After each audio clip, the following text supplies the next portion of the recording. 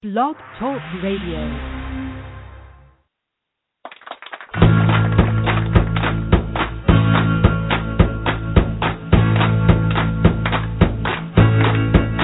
I was a hard-drinking sinner with blood on my hands. I was a hard-drinking sinner, a gun in my hands, drinking 40 pounds for dinner till I met a big man.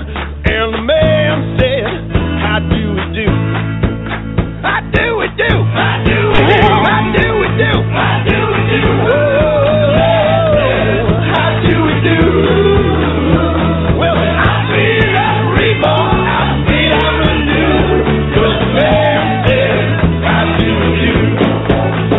Well, I killed a lot of people, smoked that devil weed, and I never met a man that I didn't make bleed on that road to damnation. Well, who would believe that the man would say, how do we do? How do we do? How do we do? How do we do? How do we do? How do we do? Well, I feel like reborn. I feel I'm renewed. 'Cause the man said, how do we do? Lost a leg to a foot, and I scarred from that fight. Lost an eye and some fingers, play with dynamite. My good eyes witness misery, but I'm feeling alright. 'Cause the man said, how do we do? How do we do? How do we do? How do we do? How do we do? How do we do? Well, I feel like reborn. I feel I'm renewed. 'Cause the man said, how do we do?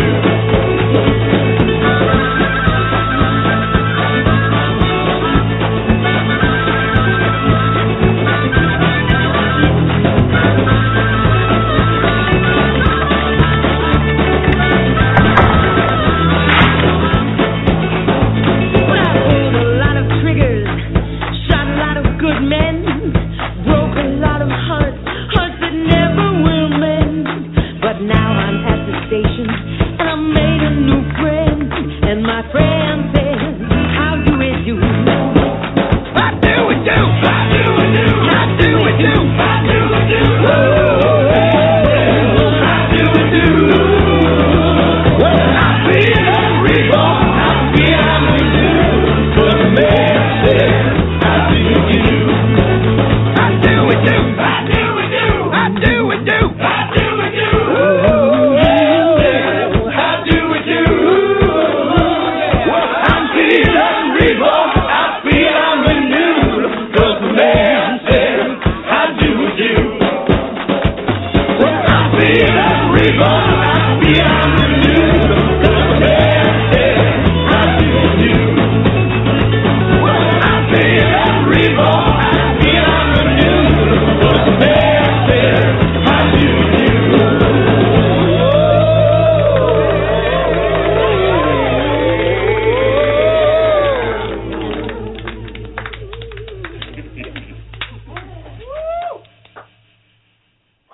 Hello, everybody. Welcome to another episode of the Freaking Awesome Paranormal Show. This is Ryan. And this is Holly. How are you doing tonight? I'm freezing up here. Yeah, I'm freezing my jingle balls off myself up here. It's not as cold as it is down there in Donkey, Virginia. Yes, in Donkey, Virginia. Donkey. It is very Donkey. cold. Yeah. I'm a Donkey. Donkey, Virginia. So we have a special show tonight, don't we? Yes, we have a very special show. We're going to have Miss Pat Bussard. She is a psychic medium, and she is doing live readings tonight on air for 3 lucky winners of our online contest. Winner, chicken dinner. And we've had her on the show before, and we've had some interesting things happen while she was on the show with us, too. So you never know what can happen, you know. Especially her going into that state of mind I know. psychically. So it should be very interesting. I'm excited. Yes, very exciting. Too. And so also she's coming to come back on the show with us and talk, and you know. Yes. And everybody should know this is a first for Pat, so this is an exclusive event for us and for her. So we appreciate Pat very much for doing this, and yeah. So basically, popping the proverbial readings on the radio cherry, as they say. Yes, I'm excited. Oh man. So how was your weekend? My weekend was, I guess, normal weekend. No investigations or anything. I had a birthday party. Yeah, but you went out clubbing. Oh, yeah. You're the dancing queen. Yes. Yeah. So I went out to... She looked good. She sent me pictures, and damn, she looked good. Oh, thank you, Ryan. Decked out in her pink shirt. It was very nice. You're just being nice. Oh no, I'm being sincere. They have you went to a place called the Hangar, right? Yeah, they have a diva night out there once a month. That's when the drag queens are out there, so it's fun. I have a good time. Was that like an old airplane hangar? Like an airplane hangar, like an actual hangar? No, well, no, not really. But it's out near the airfield. False advertising. Is that out where? Yeah. It's out near the airstrip. Yes, we have one in Wise County, believe it or not. Wow. Yeah, but that is a Wise County International Airport in Wallflower and massage parlor. Oh. National Airport and Liquor Store? What? I actually went to go see Santa Claus this weekend. Can you believe that? Did you get to sit on his lap? No. Why not? I wanted to, but some, I don't know, the kids started crying when I tried to sit in his lap, and everyone gave me dirty looks, so I got up. And he started, rubbing me the wrong way. I was like, whoa, back off, Santa. Come on now. You don't swing that way, do you, Ron? No. Well, actually, the line to go see Santa Claus was like a mile long. It's like, do you remember the movie The Christmas Story? Christmas Story. We had to wait. Yeah. It was that line. It was like, wow. Shoot your eye out. But yeah, so we decided that would not be a good idea to stand a line that long, 3 or 4 hours just to tell an old guy what you want. Well, hey, we already got the real Santa Claus is up in the North Pole. Yeah, well, they're helpers. Checking in twice. Yes, and there will be other times where I can take Rihanna to go see him. Speaking of Santa Claus, my middle child Kanan, in their classroom, they got a shelf on the elf, and they named it Annabella.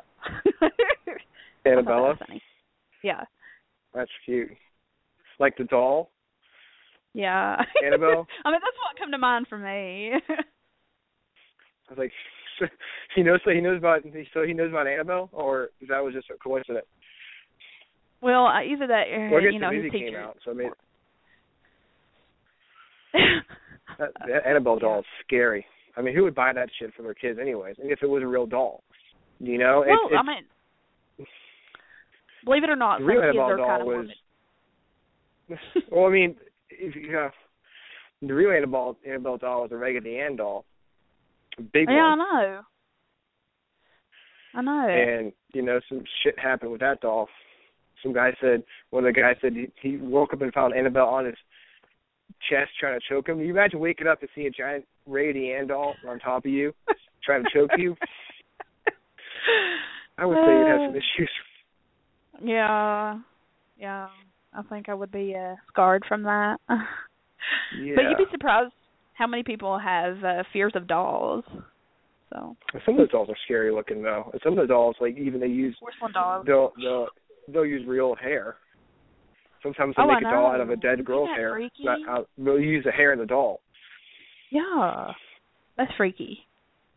Yeah, I mean, there's this way to, I guess have an attachment. I mean, if you put the doll hair on the doll, you would think that'd be a good place for a doll to have an attachment. Well, yeah, but definitely. Well, I mean, yeah. I actually remember reading about that. Actually, in the older days, they used to, if they had a child who passed away, a little girl, they would take the hair and make a doll. Mhm. Yep. So, yeah, I'm going to screen a call real quick, Ryan. I think we got Miss Pat Bussard with us. Okay. Okay, sounds good. Yeah, they used to do some really weird stuff back in the old 1800s, like taking pictures of the dead to actually make it look like they're still alive. That's scary. I mean, I don't, but it's a different time back then. I guess death was thought of differently than it is now. Right now, I mean, I wouldn't have. I mean, I don't know. They're morbid, and you can look them up online. Look up like 18th century death pictures, I guess. But they have these stands. You set them up and to make them look like they're alive. If a brother died and his other brothers were still alive, they'd take a family picture, but they had the dead brother looking like he was still alive. You put like glass eyeballs in to make it look like he's still alive. You can't even tell which one's alive and which one's dead. Sometimes you can stand behind them, but Yeah. Okay, well, Ryan, I've got Miss Pat Bussard with us. Let's get this show on the road, I guess. All right. Hey, Pat, how you doing? I'm putting her through right now. Okay. All righty. Hey, Pat. Hello, Holly. Hello, Ryan. How are you? Oh, good. How are you? Oh, I am fine. Thank you. Have you enjoying this beautiful weather down there? Yes, I know now why the older set run to Florida every year. But we've had some lovely snow. I just hate to see such cold weather set in. Me too. It's hard for me to believe having snow this early. Of course, living up here, we usually don't get snow until January or February, and then it's usually just a dusting, and people freak out like it's the end of the world. So. Yeah. Pat, we're excited. We're excited to have you tonight, and I know we wanted to have you on before we brought our first guest in to talk about your abilities and how they work and how the readings will work. Okay. Several things. Number one, somebody who's getting a reading, this is whether it's for me or anyone else, really should have their arms relaxed. They shouldn't have their arms, legs, or ankles crossed, because what you're doing is you're cutting yourself off from any energetic connection. You have to understand that when I see or I mention someone's hair color, it's usually their natural hair color. I mean, every once in a while I may see gray or I may see dyed hair, but normally it's their natural hair color. I can't guarantee that I'll connect with a specific energy, a specific spirit, but it's rare that I don't, very rare. So I'm not sure what else I can tell them, but yeah, that's basically, kind of the ground rules, if you will. Also, approach this with really positive energy. It's always good to be a skeptic, but if you go in and you're constantly focused on whether or not you're going to be able to, quote, trip someone up, that's really where all of your energy is going to go, and there's not going to be a connection made. Right. And also, too, that's Pat, and I don't know if this goes for you as well, but sometimes if a spirit does come through, they might come through as, per se, their younger form or their, most desired form of when they was younger. Thank you. Yes, and I should have mentioned that. Nobody comes across, think about it. If you had a choice, would you come across when you're sick and old and frail, or would you come across at the happiest point in your life? Normally, the way that they present to me is at their happiest point. Now, they may present in an older form, but that would just be to give a message to whomever they're trying to contact. And also, I am a psychic and a medium. I'm what they call spirit-led. It's the angel Ishmael is my spirit guide. And because of that, they could ask either a psychic question, which is, either something that's happening in their life now and they need some guidance from spirit, or something that's coming up in the future and they want to know about. For instance, love, career, whatever the question may be, as well as the mediumship end of it. And again, I'm spirit guided in that sense. So I truly am a psychic medium. I know some people get some professional mediums. James Van Praagh, he really hates that term psychic medium because the definition of psychic is simply having an ability that others, that most people may not have. So all mediums are psychic because of that, technically, but not all psychics are mediums. In other words, not all people with an ability to or who are guided in guiding someone in answers to the present or future are mediums. So go. Right, Okay. got you. Cool. With that being said, Pat, we've got our first guest on the line, and I'm getting ready to put her through. All right. All righty.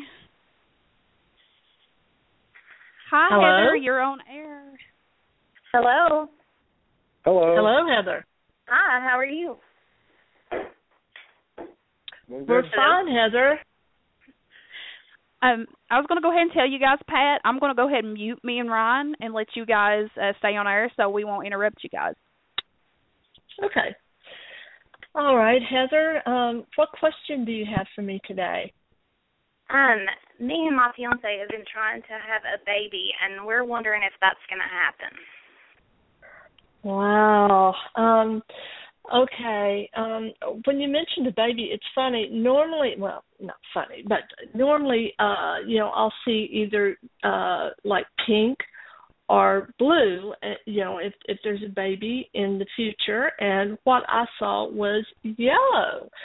So that denotes that, yes, there will be a baby in the future, but it's going to be a bit further out than what we thought or what you may have thought.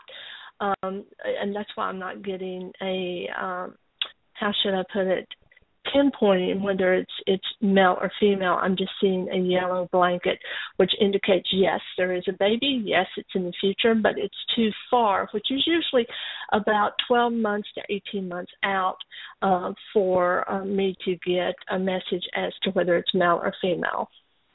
Okay. And we were also wanting to know if we were going to make it.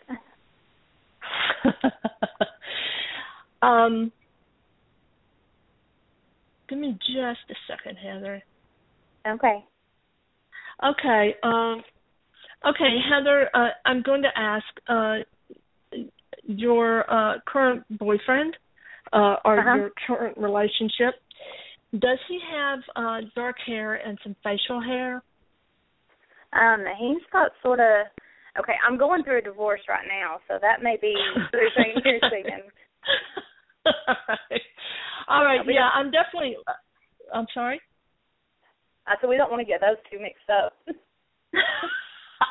Well, I can tell you that this individual, that there is some influence still, and I don't mean, I hope your boyfriend's not listening, because I don't mean it in the sense that you're still attached to this, but he's certainly impacting your life at this point, okay, as far as his energy.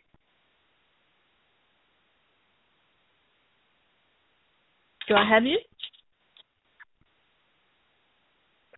Hello? Oh, I think she dropped and she called right back in, and I'll put her right back through for you, Pat. Okay. Yeah, it just popped up and said call has been lost. Ah, okay. All right. But what I just wanted to mention about this energy, it's still very strong with you. Not that you're trying to hold on to it, simply that for whatever reason, it's got a strong influence on, your life today, right today. And it could be where you're going through the divorce. I feel a lot of energy connected with this we have this 2 person. kids together. Okay. All right. Which would make sense. Okay. All right.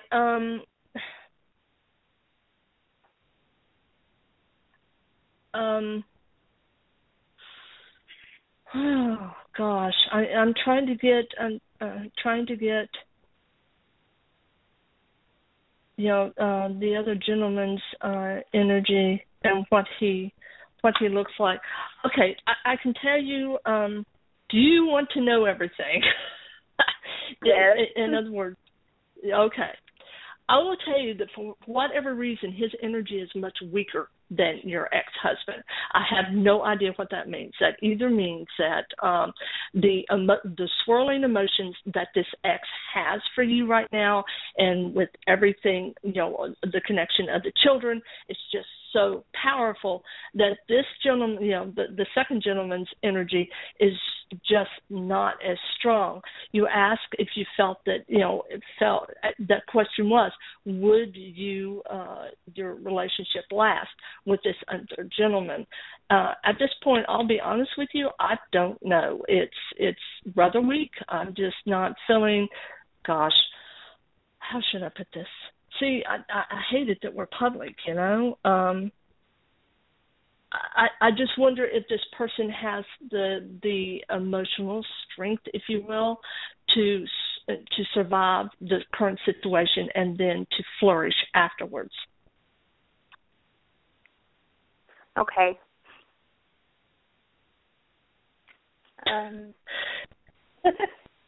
Yeah, I know.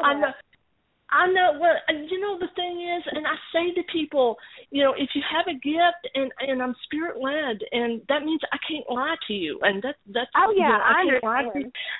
Okay, and I can't fluff it up, and I can't make it pretty if it's not. And it's not that he's a bad person. This energy is not bad at all. It's just very pale in comparison to the swirling morass of energy that we have to the left. And I'm kind of wondering if maybe they're mixed up. I don't know. No, the first one sounds more like him than my ex. So than your ex. Well, the first person I saw was dark hair and and the facial hair. Well, he's got almost black. Well, it's not almost black. It's like brownish blonde, dark brown, and he's got facial hair like a full beard. My fiance now does. Okay. So. Okay. Then this is the person we're talking about. The one with the emotional. Okay. So yeah, I'm sorry. I thought you had identified the energy that I had pointed out in the beginning as your ex. You see what I'm saying? My ex has dark, almost black hair, and he has a goatee. But my fiance now has a full beard. Okay. So that's why I was confused. Yeah. Yeah, no, see, I can see that because actually we're talking about two people that, have some similar characteristics. Normally I don't have to encounter that, so it's difficult, but I will tell you, yes, okay, so we're switching energies here. Yeah, because I'm feeling one has it's just a swirling emotional, if you will, firestorm. I mean, there's all this emotion, and then the other one is like just not. It's very weak. It's Okay. So based on that, what would you say about us? Oh well, based on that, based on this, honestly, if I'm pinpointing if moving this over to your boyfriend based on, his looks, then I would have to say, yes, he's got the emotional fortitude for you to build a life together. He would certainly be, devoted to you. I mean, this is the kind of energy that holds on. The other kind of energy that I was picking up on is just something, someone that lets go on many different levels. Yeah, that sounds like him. Yeah, someone that, and someone that I have to admit is, when I said weak energy, I mean a weak person. So, in aspects. If things get very uncomfortable for them, this kind of energy may not have the perseverance to continue. For instance, to continue if they have a goal in mind, they may not have the emotional energy to complete that goal. Oh, yeah, that's my ex you're talking about right there. Okay, good. Well, yeah, and I'm sorry about that. It's just, as soon as I see something like that, and I was seeing this gentleman, dark hair, and, some facial hair, and you have to understand, I'm just seeing from the side. It was like a glimpse. It's called clairvoyance, and it's flash clairvoyance, where it's like, boom, I just see him. Yeah. And, but anyway, yes, my point is, one has a lot of energy. He has, he has the emotional energy to put into a relationship and to have it flourish. The other one, much weaker, and this is just a weak human being. Yeah. Okay. Well, he's great with my kids, and I just wanted to know that we were going to make it. Right. And then, do you see a local job anywhere for him? Because he usually works out of town. That's my last question, I guess.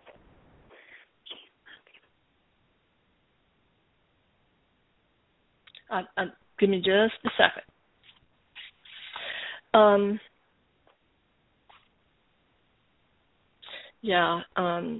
just seeing. I'm going to tell you. In the next 6 months, I'm not seeing a change, and I'll tell you why. And I'm just pushing 6 months out. And I'll tell you why. I see him driving, and the fact that you said that he had, a job out of town, and the fact that I'm being shown him in a car is indicative that at least for the next 6 months, he'll probably have to have, he'll probably be looking at the same job or another job that's at least within driving distance where he would have to be away, but and then have to drive in. You see what I'm saying? Yeah, I get what you're saying. Yeah. So that's what I was shown, is that he's driving. So, yeah. But that doesn't mean that, a year from now things won't change. It's just, I'm just being shown really about 6 months out. Okay. Thank you. You're welcome. Awesome. Do I have time to ask another question? Well, yes. Okay. His mom's been talking about adding on to her, or an apartment that's already at her house. Do you see her doing that for us to move into? You know, when you said that, I saw the side of, and this is symbolic, but I saw the side of like a building, and it had actually been torn down, and I was seeing like plastic over it. So yes, this is definitely a possibility for you. You just described the building basically, because it's got a wall up on the side that would have to be taken down. Him and his dad built it, and they built it to where it could be taken down for it to be added on to. Perfect. So. Yeah. So, yeah, and again, I apologize, but when you have two men that look quite a bit alike, I wasn't sure which, but yes, I think you've got a good man, a lot of passion in that relationship. Okay, thank you. You're welcome. Thank you, Heather. Thank you, Heather. Thank you, guys. Bye-bye. Bye. Well, that was interesting, Pat. Yeah. Well, did you tell your listeners this is the first time I have ever done this on radio? I did. Oh, we made sure they knew that. You're doing fine. I have to admit, the first time I was a little nervous, and you have to understand, and I have to mention this to your listeners and to the next person I read for. I am spirit-led. I cannot lie. I am not a good news bearer. If you do not want an answer, do not ask me, a particular question. But I will, and it's not that spirit is trying to be cruel to anyone, but, it wants them to have a heads up sometimes so that they can make plans and avoid what may be ahead. And I would like to say this, that what I see is not set in stone because we have free will and we can change. And the whole point of spirit speaking or giving messages to people is so that they can find another way, so that they don't get hurt or don't encounter, a negative situation in the future. But the only way they can know this is for me to speak the truth. And if I don't, Spirit leaves me for that reading and refuses to talk to me. And so I have to speak. It's the truth. And it's good to know what's ahead. It's good to know what's ahead. Have warning signs. Like when you're on the road, you see like an avalanche ahead, you'll know to go a different direction. Exactly. That's what I love about you, Pat. You are the real deal, and I know you was nervous at first, I could tell, but you overcame that. It wasn't nothing, It's true. Like when you had the two guys with the same like facial hair and the hair. I mean, it's easy to get mixed up. Yeah, it's true. Exactly. It's a lot easier if one's blonde and one's brunette with a big beard. Yeah. Yeah. Oh yeah. Definitely. That's very true. Most true. Ron, I was just wondering, when do you know if you can PM me the number of the next caller, your friend? Yeah, let me get that for you. Okay, just send it over to me. Right, and we'll it'll just show up as it'll show up as an 804 number. Oh, okay, cool. So, well, then I got this then. All right. All right. I guess we have. I'll let you guys talk for a minute, and I'm going to screen a call. I think we have our next guest. Okay. All right. So, Brian. Yes. You did some speaking at St. Albans this past weekend. How'd that go? I did. I really enjoyed that. St. Albans is the real deal. I will tell people out there that I have been to dozens and dozens of, probably a couple of hundred over my lifetime, it seems like, of different sites, and from graveyards to sanatoriums to old hospitals to whatever. But it's the real deal, and it's really a beautiful site. If people haven't gone, they do have public investigations. It's very inexpensive. It's like $25.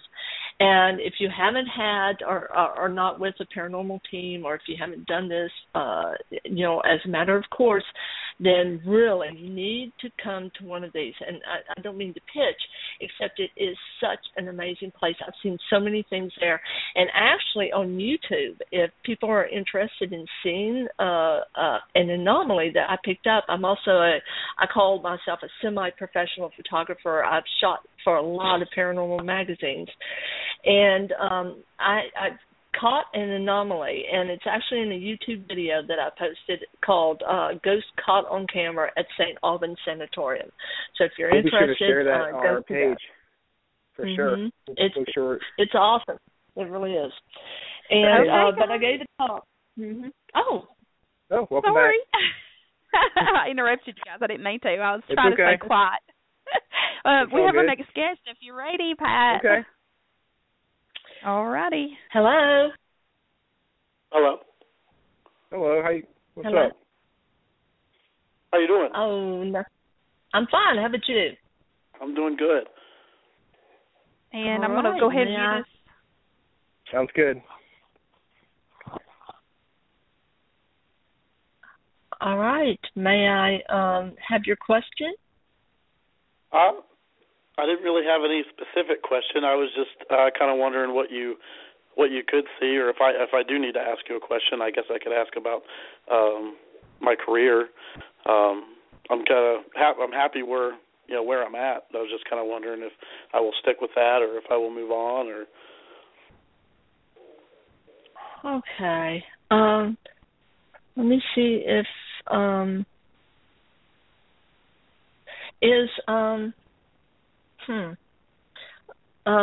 do you have okay. Golly jeepers, I'm picking up on something else too, like in your personal life, but I'll leave that and I'll try to concentrate on this. Give me just a second.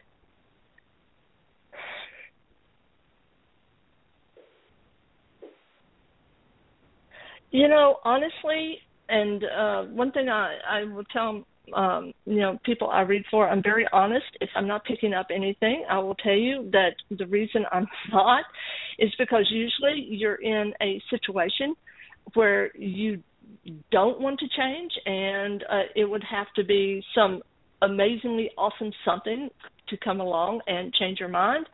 And that's not going to happen in the next little bit, say the next 6 months to 9 months.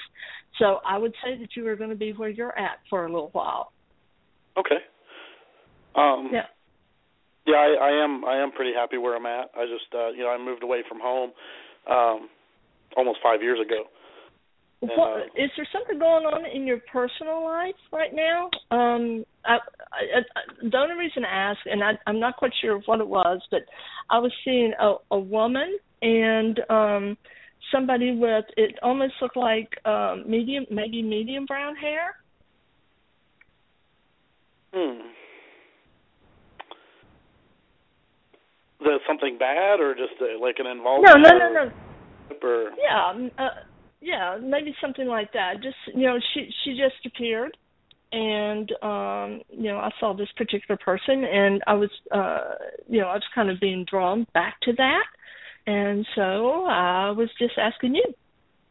Well, there was a girl that I was seeing for a couple months, and, of course, that didn't work out, but that would be, no. I guess I could ask, is there somebody that I will meet, or... Well, let me ask this person that you just. I'm just making sure that it's not the one, because sometimes there's still kind of an influence, if you will, from a person that has entered your life and then has left it. So the person I was seeing was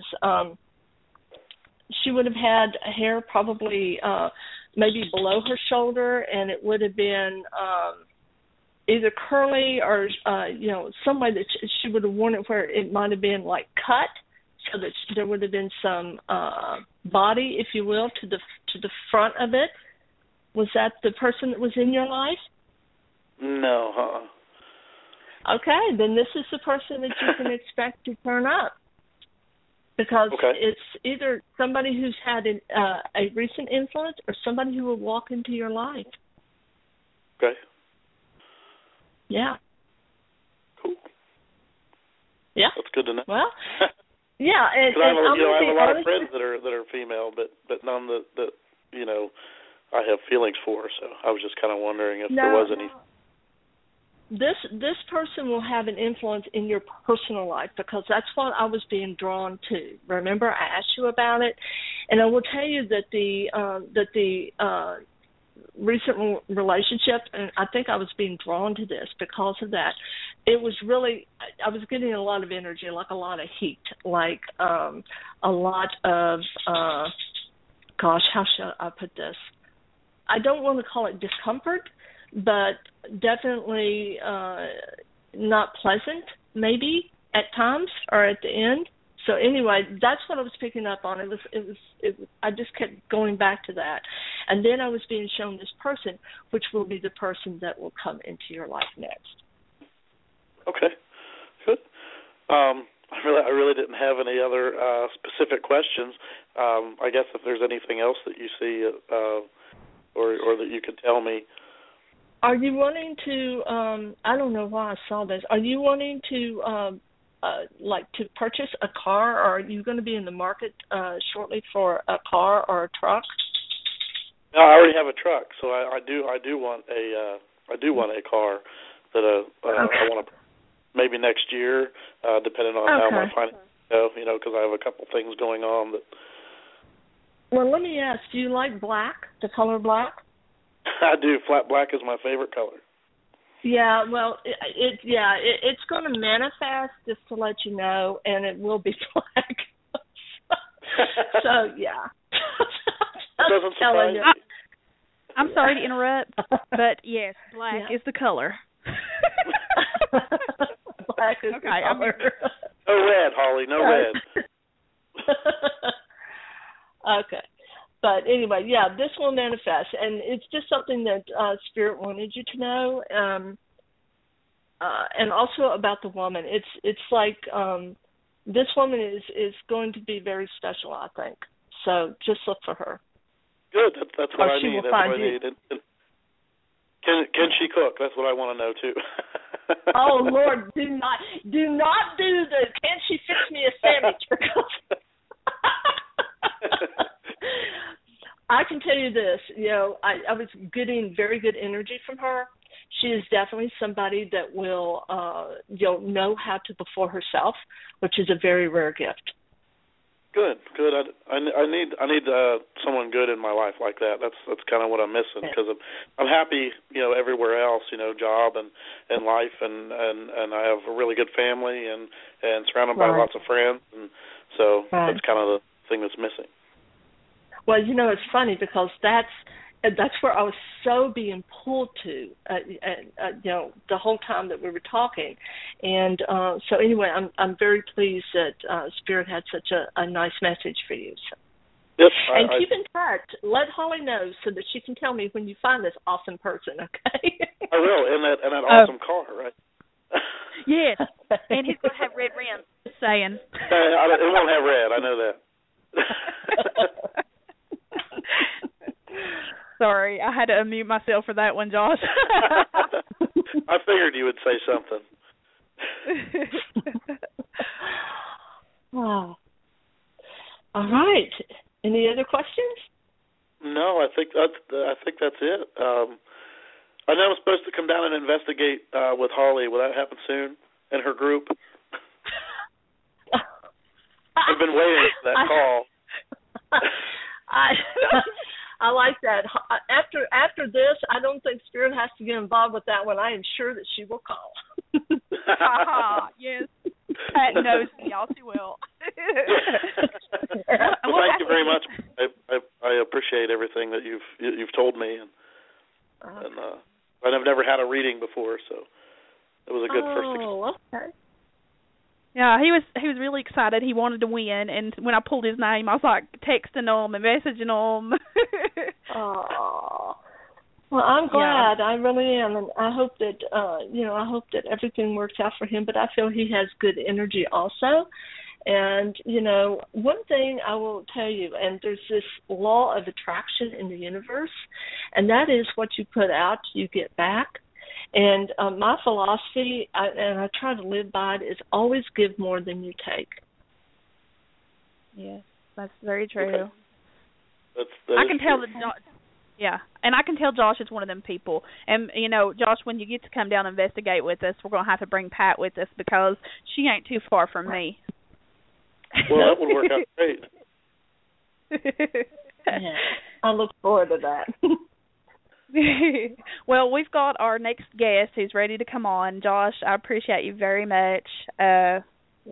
Josh, thank you. Soon. Well, thank you. I enjoyed it. Take care. No, you too. You too.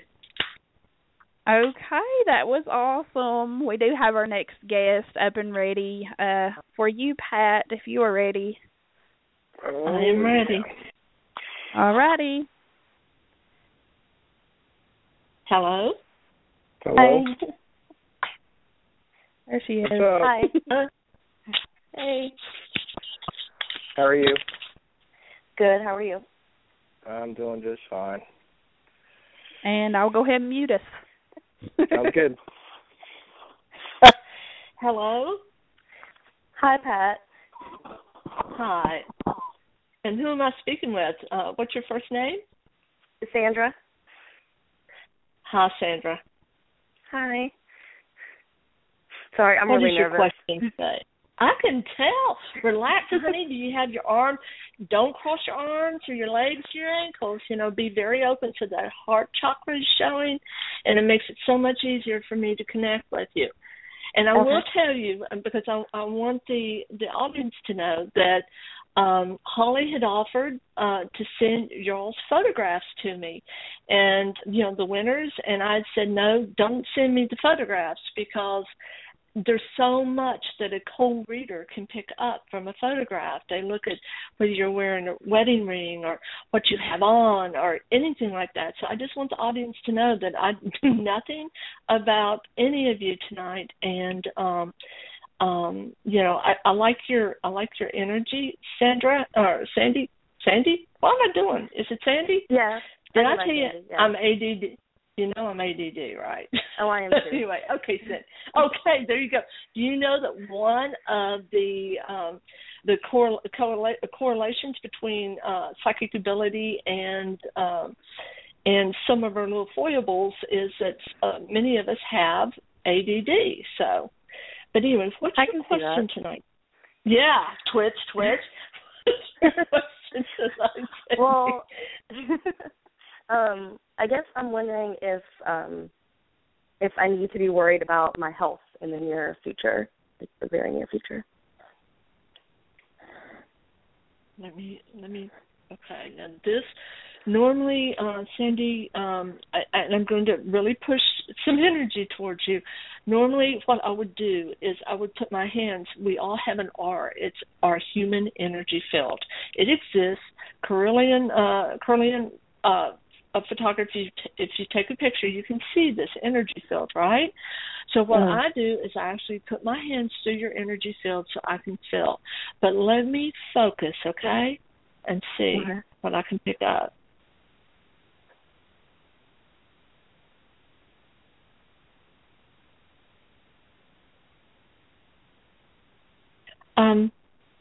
Okay.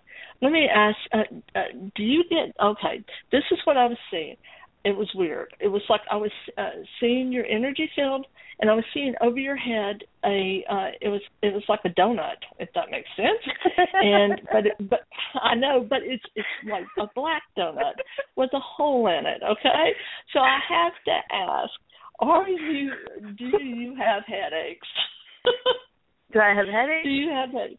Yeah, do you have anything going on around the head area? Because normally, like if I'm there and I'm, running my hands through your energy field, I will feel cold. Like, if you have an area that you might be having difficulty with, it'd be cold or cool. And the colder it is, the more of an issue that you may have with that area of your body.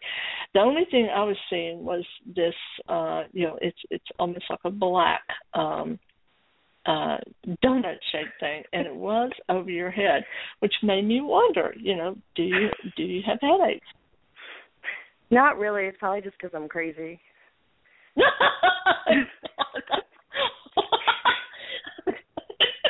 All right. Yeah, I will tell you though, all kidding. Okay, I'm not seeing anything else, or nothing is being presented to me from spirit that's a real issue, except this. And all kidding aside, I don't take that lightly when I'm shown something like that. So just keep it in mind if you do have any problems or begin to have headaches or something like that. Just remember what we've said, okay? Okay. Yeah. So, do you have another question? I'm sorry. So, going back to the romantic, interested in someone, and I'm wondering if I should just continue to be patient or if I should just stop it now.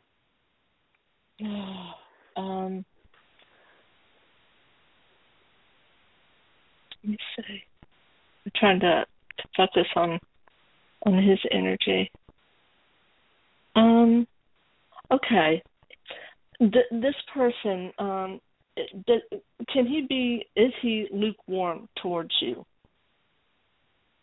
What do you mean?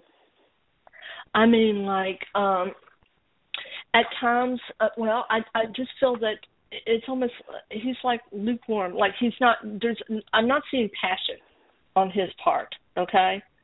Okay. As far as making a connection, it's almost like making a connection, and gosh, how shall I put this? Oh wow. Okay. Do you want to know everything on this? I mean. Or do you want to just cut it off right here? And you can tell you what, I'm going to give you. Tell you what, I've got a website, And at the end, they're going to give that, and I'll give you a little bit of a private reading. And my information is on there, and we can talk freely about that, all right? Okay, that sounds good. Okay. Now, what about your next question for the public?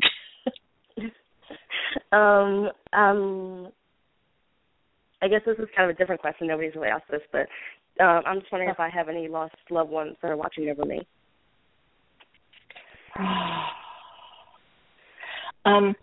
Okay.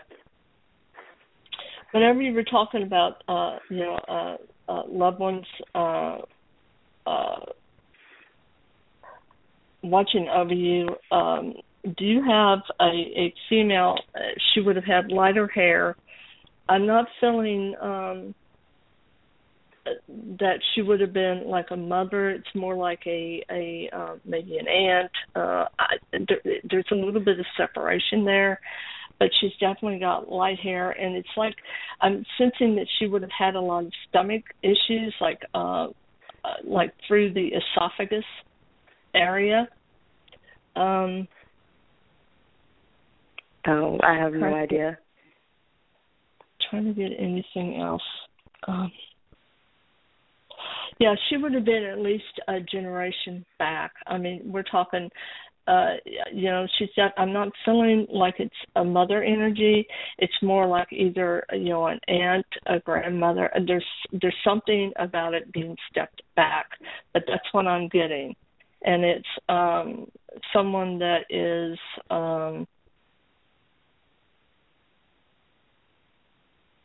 she would have been fair.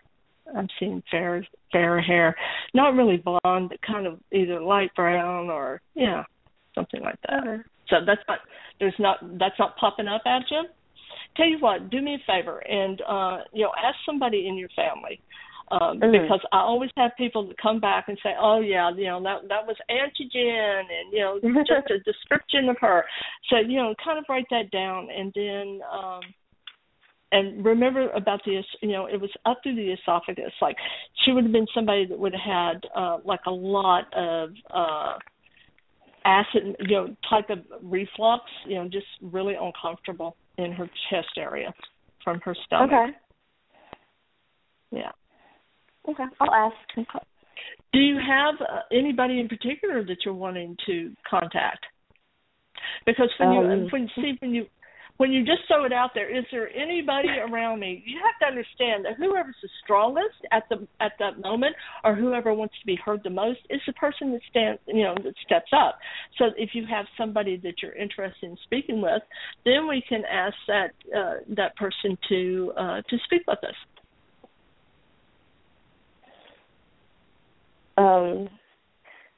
I guess my dad or my grandpa.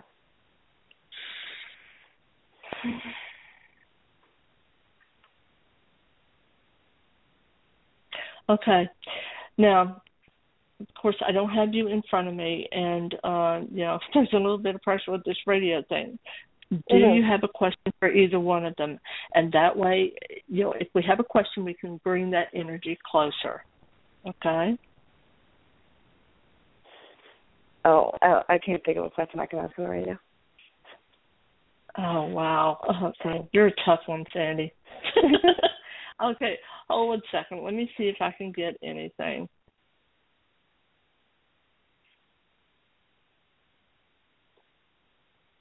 All right, the only thing that I am being shown right now, would have your grandfather or your father ever worn, like, a straw hat? Like, the first thing I saw was a straw hat. Was a straw hat like okay. So that's kind of unusual. You got to admit, for guys, but it's kind of something that reminded me of somebody who would have maybe been close to the land to this person. I'm just feeling a very earthy kind of energy, I guess is what I'm saying. Let me focus.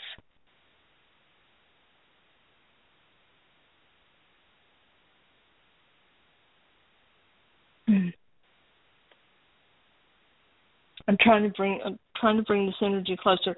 Do you have a question at this point that you might be able to ask that we could kind of bring it a little closer? Because, like I said, I saw a flash of someone wearing a hat when you were mentioning your father and your grandfather.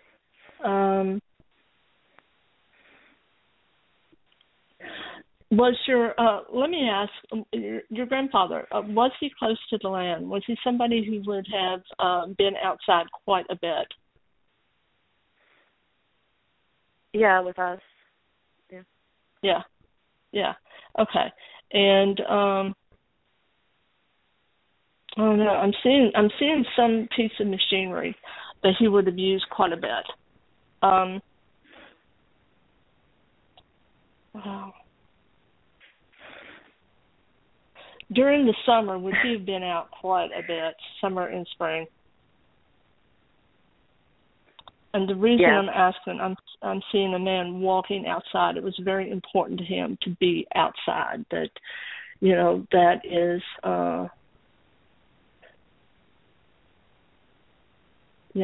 that's where God walked, and I'm picking that up from him. Okay, that's where God walked. Does that make sense? Like, that's where he could find himself, and that's where he made his connection to the divine. Was really outside. That's where he saw God. I mean, not literally, but the handiwork of God. Do you see what I'm saying? And he felt he was a part of that, in a sense. Yeah. I can see that. Thank you. Yeah. You're welcome. I know I wasn't much help with that, but I appreciate it. Well, I was pulling for you. It's so much. Believe me, what I'm doing from here is I'm actually pushing energy towards, out there, and it's like an astral projection thing. It truly is. And so what I have to do is connect with you. And after the connection, because, see, these spirits, they don't come from me. Now, my spirit guide can call them, but normally when I'm talking with someone like you who's wanting to make a connection, it's through you, because the spirit wants to talk to you. It wants to connect with you. You see what I'm saying? And so that's why I always ask, well, if you have a question, and sometimes it can, they're like, oh, she's talking to me, even though they kind of hear it through my energy. You're still the person that's asked the question and is drawing that energy to you. So, yeah. Well, I hope that little bit of time that we had at least, gave you a bit of connection. Yes, it did. I really appreciate it. You're very welcome. Thank you, Sandra. Yeah, thanks for calling in. Yep. Have fun. Oh, yeah. All right. We are actually going to go ahead and take a little break, Pat, and we'll be right back with you for the next hour of the show, and I can't wait. All right. Let's try to ourselves. Woo-hoo.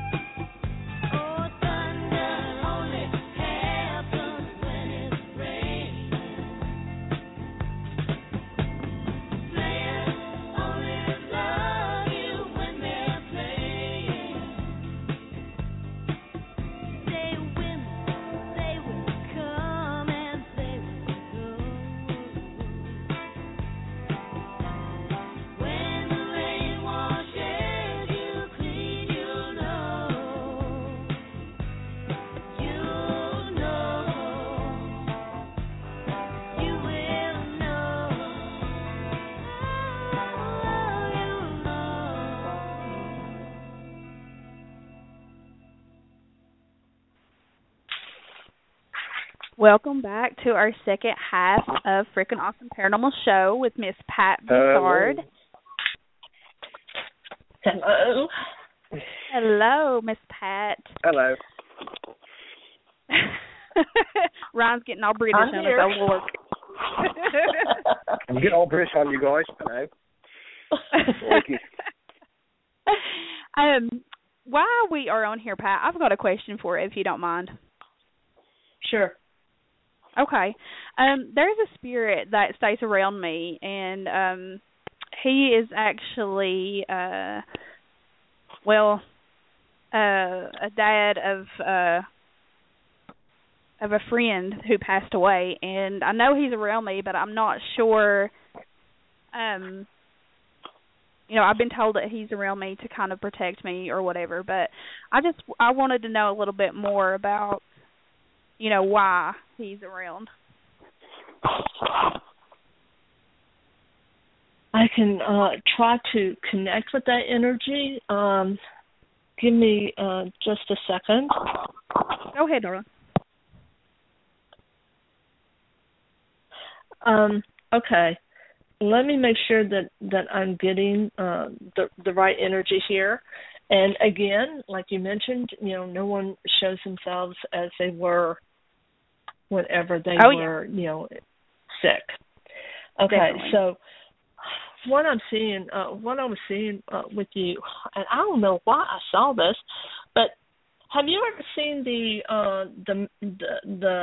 what do they call him? Anyway, it's the man, and he has his arms outspread and his legs outspread, and it's oh gosh, what is the name of the artist? I mean, he was the original Renaissance man. Da Vinci. Da Vinci, right?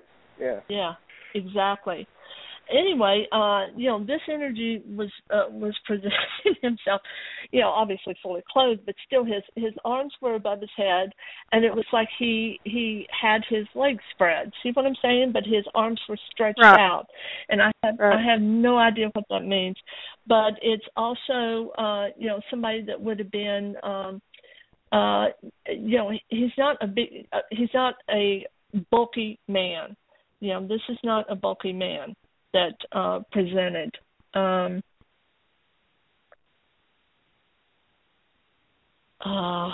Did you? Okay, Holly. Let me ask. Yeah. Your father and you. It's almost like he was standing in for your dad in a way. There's this weird, almost like your dad isn't able to do it, so I am. I mean, that's what I'm picking up on, and I'm not quite sure what that means, but I'm just relaying the energy that I'm picking up. And I know, but let me see.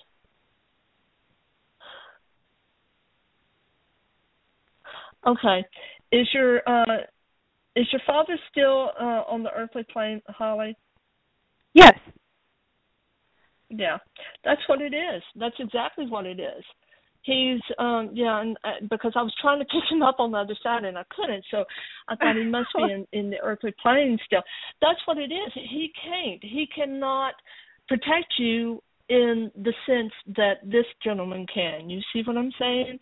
Especially the fact that you tend to be drawn towards the paranormal, and that you find yourself in situations where basically you need spiritual protection.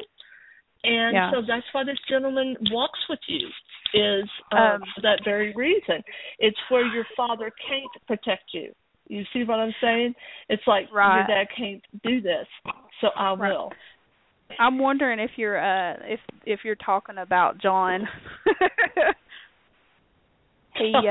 John? Yeah, he is my spirit guide. He's around me all the time, and everybody tends to pick him up. Yeah, is he tall and thin? Yeah, that's what everybody's described him as. Michelle and everybody. Yeah, he's tall and thin. He's also, he is pushier also. Yeah, this is definitely someone who is protecting you. And, you ask about, why. But it was like this this energy, though, that I was picking up on, it could be, people have to understand that when you're dealing with the spiritual plane, that, and I saw Lisa Williams, and she gave a great explanation of this, and I thought that is exactly right. But you can have two energetic spirits, and they are standing near or overlapping one another. Well, you may pick up on the first one and also on the second one. So you're pulling parts from both of them. You see what I'm saying? And exactly. So, I really do feel that the message I got, because it was so specific to, I'm doing this because her father cannot, that's coming from your friend's dad. You see what I'm saying? That energy. Right. But actually seeing, and I may be getting the physical description from your spirit guide. So that's what I'm saying. Yeah. Yeah, got you. I just have one more question, then we'll get right back to what we're into. I've talked about having abilities, and a lot of them started with out-of-body experiences. And a lot of personal issues been going on lately, but I found myself kind of at like a halt with my abilities, and I struggle with that. And my hands heating up. I'm not sure where to go from here besides meditating and trying to get back on that spiritual path. All right, you're okay, and I can This is what I'm picking up on. Okay. All right, Holly, right now there's so much about the corporeal world that has taken your attention, so much going on that you've kind of splintered from your path, if you will, your spiritual path, because you're having to deal with things that are going on in the corporal plane. You're going to have to take care of those before you can really see yourself or make your way back truly and give yourself over to that spiritual path. But we all do this from time to time. This is just your time to deal with these sorts of things. Yeah. Right. Got you. I figured it's that. I was like, I can't focus. Everything. I'm multitasker, so. But yeah, I was I was just curious about that, and at times I get confused, as especially we talked about it, and I'm still up in the air on why, but with my hands heating up, something's around, or I was just curious about that. Okay, now your hands heating up, I can tell you that sometimes that is a sign of a natural healer. So if your hands are heating up like that, notice, what's going on around you. Is there someone that needs to be healed that has walked into your life or is in your life right now? Because sometimes when that happens, it's another spirit-led gift, and you're given that gift for a purpose, for a specific time sometimes, and that might be what it is. You may have somebody in your family who needs healing, a friend who needs healing. You see what I'm saying? And so that may be what's happening with you. Yeah, I know. I looked at that as an option. Definitely, I know. I talked to Michelle about it and stuff. But I'm definitely going to pay more attention when it happens. Right. Yeah. But we can get back on subject. I'm sorry. That's fascinating. I find natural healers. I believe in them profusely. I do feel that they're very, very, very rare, and and certainly a gift to humanity when we have them. Right. Yeah. I have to give a shout out to Michelle right now because she just had validation from you, Pat. Because she had told me. Yeah, she had told me months ago that because she was kind of guiding me through everything, and she said that she saw me, in the future going that path as healing. Yeah. Yeah. But yeah, that's interesting. So it's validation for Michelle too. So. All right. Oh, that is sweet. I just got a an email or a text from Heather Butler, and it said, "Thanks for the reading tonight, Pat. It was great." And I'm not going to go into her personal thing, but she does say, let's see, tonight gave me even more faith in the relationship I am in now. So, again, thank you so much. Oh, that's really that cool. was very sweet, Heather. Thank you. Very, very awesome. So, can I mention something real quick here? I would really like to give a call out to Michelle Herald. She's a young, and I know she's your friend also, but she is a young psychic medium, and I was fortunate enough to meet her about the same time I met you, Holly, and both of you are fabulous people. But she is an incredibly talented young woman, and I expect to see wonderful things from her. Oh, yes, definitely. Love Michelle. And Pat, like, you're awesome too. Fabulous. Thanks.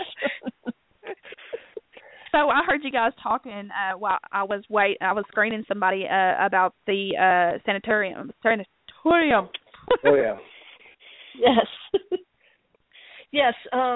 Actually, I was definitely, bragging about it just a bit because there's so many places that, they brand as being haunted, and I just go in and it could be a dead cell for the evening, but there's very few places that rarely, present, if you will, paranormal activity. And, for a psychic medium, let's face it, you can go in and you can feel the vibe, you can see things, and, if it's there to see. And St. Albans is one of those places. But, yeah, I was there on Saturday, actually, and gave a presentation. What was it? It was Unlocking Your Psychic Potential for a paranormal conference that was actually sponsored by Viper out of Roanoke. Viper with RIP. Yeah. Awesome. That is great. I love it that you get out like that, Pat. It's, educating other people. I know, for you that's a passion. For me, it's, I'm like, help. It seems like I was built that everything I do, every aspect of my life is like help. We're always trying to educate people and stuff, get ourselves out there, let people know what's going on, Yeah, exactly. It's the truth. Well, I'm going to tell you one thing I'm going to do. I always try to present at Scarefest because it does draw quite a bit of people, and I think I'm going to develop. I've already got one presentation, but I'm definitely going to focus on paranormal, photography and the paranormal, because honestly, we need to have, we need to educate the public on what is and what is not an orb, and yeah. You saw and my the different things. And it truly, and honestly, I feel the heart of the people that come to me with these photographs, but they have to understand that if you have a snappy cam and you pop the flash, what you're doing is the flash is right over your lens, so you're popping it.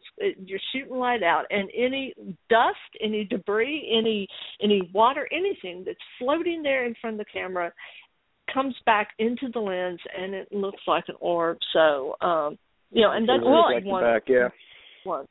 Yeah. Well, see, that's something that's funny. You had commented on that I put on Facebook, because somebody did send a picture to me, and I honestly, I don't mind to look at the picture. I honestly don't, but it's hard for me because, like anybody else knows in the paranormal field, okay, when you're going over somebody else's picture, you don't know unless you was there, you don't know the properties of that place, how the weather was. You don't know the variables and all that stuff. What? Right, exactly. Well, somebody had sent a picture in, and I took a look at it, and I gave them my honest opinion that it just looks like Matrixing to me, and the pixelation was awful. It looked like it was taken a phone camera. So, I told them that it didn't look paranormal to me, and told them my honest opinion, and they didn't like it, and, was like, but I think it's paranormal. I was like, okay, have a good day. Thanks for contacting. Bye-bye. You can tell them what they wanted to hear. Right. I guess they can disagree with you if that's how they feel. That's how they feel. But why Yeah, exactly. This is a big thing in the field. You know, as soon as you put your evidence up, and this is for any group, any person, you are putting it up for the public eye. You know, it's being judged. And honestly, usually I just scroll. You know, just like some of these other posts says, you know, you're going to hell if you keep scrolling. I'm like, I guess I'm going to hell because I'm keep scrolling. Yeah. But, you know, we post this if you love God or you'll die the next day or something like that. Yeah. Oh, yeah. But I just tend to keep scrolling past that because I don't even like to get into that. And I feel like people of that purpose go out and, you know, try to, you know, attack somebody's evidence like that. You're just asking for it because people do get butthurt over that. EVPs are even harder because you don't know who's talking or who was there or what. You just basically relying on them to be telling you the truth. Exactly. Definitely. But that's like I've got a funny story. Speaking of pictures and stuff, I was at my aerobics class a couple of months, well, not even a month ago, and one of the ladies there, she's older and she's, you know, very into the paranormal. I think her granddaughter wrote a paranormal book or something like that. But anyway, some people had been messing with her and sent her sister a picture from supposed trail cam, had 2 deers in it and a spirit, and everybody's seen this picture online circulating. And when she sent it to me, I told her, I was like, I think that picture's been circulating online, and, you know, I can definitely tell that it's been photoshopped. And she's like, oh, no, and then I had to end up sending her the picture, and she's like, I'm so sorry. And she said, come to find out, they was just messing with them. I was like, you know, that's what happens. That's why a lot of, you know, true, real evidence kind of gets put across to the side, especially when it comes to EVPs or photographic evidence. And to be honest, and I don't know if you agree, Pat, but photographic evidence is rare. It is rare, but let me tell you what you can look for. All digital, you know, files, all digital photographs have an EXIF file, and that file can tell you if that photograph has been manipulated in any way. So what I always do, if I get an anomaly, and it's rare, people have to understand, you can shoot basically 10,000 photographs and you're lucky to get one shot that does, you know, from a photographer's point of view, doesn't make sense. And so it's like being a cop. I always say, you know, and you know this, being a paranormal investigator is like a cop. You're going to wait in that cold for, you know, days, and you might get one really good Class A EVP or, you know, something. But when it happens, it's so worth it. I mean, you have to have a passion for that field. You do. And, but yeah. Yeah, and you know, I've probably in my lifetime, and I've shot literally tens of thousands of photographs. Probably, you know, there's really two series, and then one photograph that, you know, is an individual photograph that I've shot myself, and then my daughter shot one that was an interesting photograph. But out of all of that, and you know, that's what I've come up with, because I'm very, very particular about what I post. And what, you know, I put the Pat stamp of approval on, and the reason is all we have is our reputations in this field. And I'm always amazed at how readily some people are to throw a reputation away by posting just anything to be able to post. And I'd rather have one piece of evidence that stands up than 10,000 that don't. Yeah. Exactly, I agree. Definitely. I know we've had it's funny because, you know, we'll joke around with some of ours. We one of our investigators, we was investigating that John Fox Jr. house, and he found this door under his stairway, and it looked just like Harry Potter's little room that they kept him in, and right behind him is this bright orb. And we joked around and said, well, you know, he was looking for the ghost, but the ghost found him, you know. But, yeah, I agree. When it comes to video footage and photographic evidence, you really got to know what you're looking for, and you have to incorporate them elements of you know, what's around your surroundings. Well, I'd like to mention too, if somebody does get something that they feel is legitimate, to take the original EXIF file to a photographer, to somebody that knows about lenses, knows about light, and we'll take a look at it. Like, I have a series of photographs. I've never seen anything like it before, and it actually shows a shadow person forming. It's at the Rectory in Sedamsville, Ohio. Wow. It's not only forming, but you see it, I mean, completely. It starts out with just, and I shot a series of 7 shots within a minute. I think it was 12:12 a.m. when I shot the photographs, and I was with another sensitive, and she pointed to the stairs and said, "Oh my God, I see something moving." And I turned around, and I was like, "Oh, she's right." And I saw something undulating in the darkness, so I started shooting. And you see a normal, it looks fairly normal. It looks like a light, like it should. And you have to understand, I was using a fat flash. That's why I took it to and by the way, a nationally renowned photographer.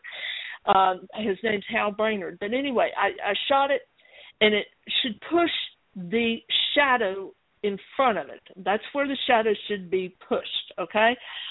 So all of a sudden, the next photograph, you see the shadow rising, and you see it rising, and then all of a sudden it forms, and it forms into what we know is a very common shadow person called the pumpkin head variety. They tend to be about 7 to 8 feet tall, and the head is round like a pumpkin. Well, it's really interesting because if you do go out on our YouTube channel, which is Ghost Riders YouTube, and the O is a 0. Okay, so Ghost Riders with a 0 for the O. But my point is, if you look down the stairwell and you see the light switch, I'm 5'7", and my head comes right over the light switch.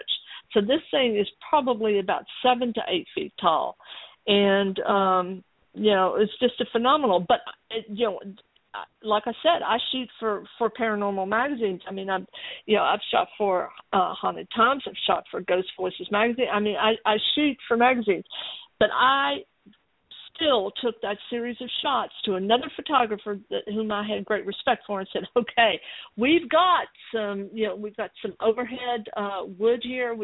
Is there anything in my shot that light could have bounced around and back into that lens that would have done this?" He said, "There's no way, based on what I'm seeing and based on the series of photographs, what you have is something forming." And he said, "And look at the shadows." And he pointed at the shadows, which I already had noted. But, none of it made sense. I mean, none of it made sense. And so the only thing that I could come up with is this is an anomaly that I cannot explain. So, yeah, I was excited. It's one of those things. It's one of those million, one in a million things. Oh, and yeah, I can tell you that place is haunted. Wow. That place is radically haunted. But if you ever go, it's in the hood, my friends. Let me tell you, we were on the second floor. I'm not kidding you. A series of 5 shots rings out. We were told it was in the hood. A series of 5 shots ring out. We hit the floor and we crawl out of that room. The next morning, I was writing for Ghost Voices at that point. And I started interviewing the neighbors and found out I could buy a house in that neighborhood for between $5,000 and $8,000. Oh, wow. And and I was pointed to a guy down the road. He was on the same block, just down a few houses, and he was the longest surviving neighbor, person who lived in the neighborhood, and he had a U-Haul. And I said, "Well, where are you going?" He said, "Well, I'm moving." I said, "Well, why are you moving?" And he said, "Because I am tired of stepping over dead bodies in the morning." So just telling you. Oh, wow. Be careful. Jesus, that sounds like a neighborhood in Detroit. Well, let me tell you something. I would go back again in a heartbeat. It's that good. And let me tell you one thing. I got to tell you this story real quick. Being a psychic medium can suck at times because we were getting ready to go, and there were only 3 of us, and all 3 of us women, okay? Mm-hmm. Yeah. So I told them, I took a look at this place, and I knew it's a thing we know, right? And I told these 2 women, I said, "Do not go to sleep. If we have to lay down and go to sleep for a few hours, do not go to sleep, because the only room there was this, with anywhere to lay down, was this 1 bedroom, and it's a king, right? It's called a California king, so it's huge." Anyway, I knew that there was this shadow person, and if I closed my eyes, that doggone shadow person was going to be staring at me from the corner. And I told this dude, do not go to sleep. Well, 2 seconds after laying down, I hear the first one go, boop, boop, boop, boop, boop, boop. She was sorry. And I told the other one, I said, don't you dare go to sleep before I go to sleep. Oh, I won't. 2 minutes later. So I am stuck. Listen to me. I am stuck wide awake until morning. I mean, I do sleep that night. Now, here's the funny thing. I never do research before I go in. I can't because of who I am. I don't want my mind to get involved. You see what I'm saying? Right. So, and start imagining things. So what I did, I went back and I did my research, and you're not going to believe this. Somebody was laying on that bed, and guess what was in the corner when they woke up in the middle of the night? Like that doggone shadow figure. Yes. Oh, my God. That is hilarious. So I'm going to ask Pat, because this is a big discussion in the paranormal field, and I know, Howie and Michelle had just brought it up on one of our group pages, but what do you feel like shadow people are?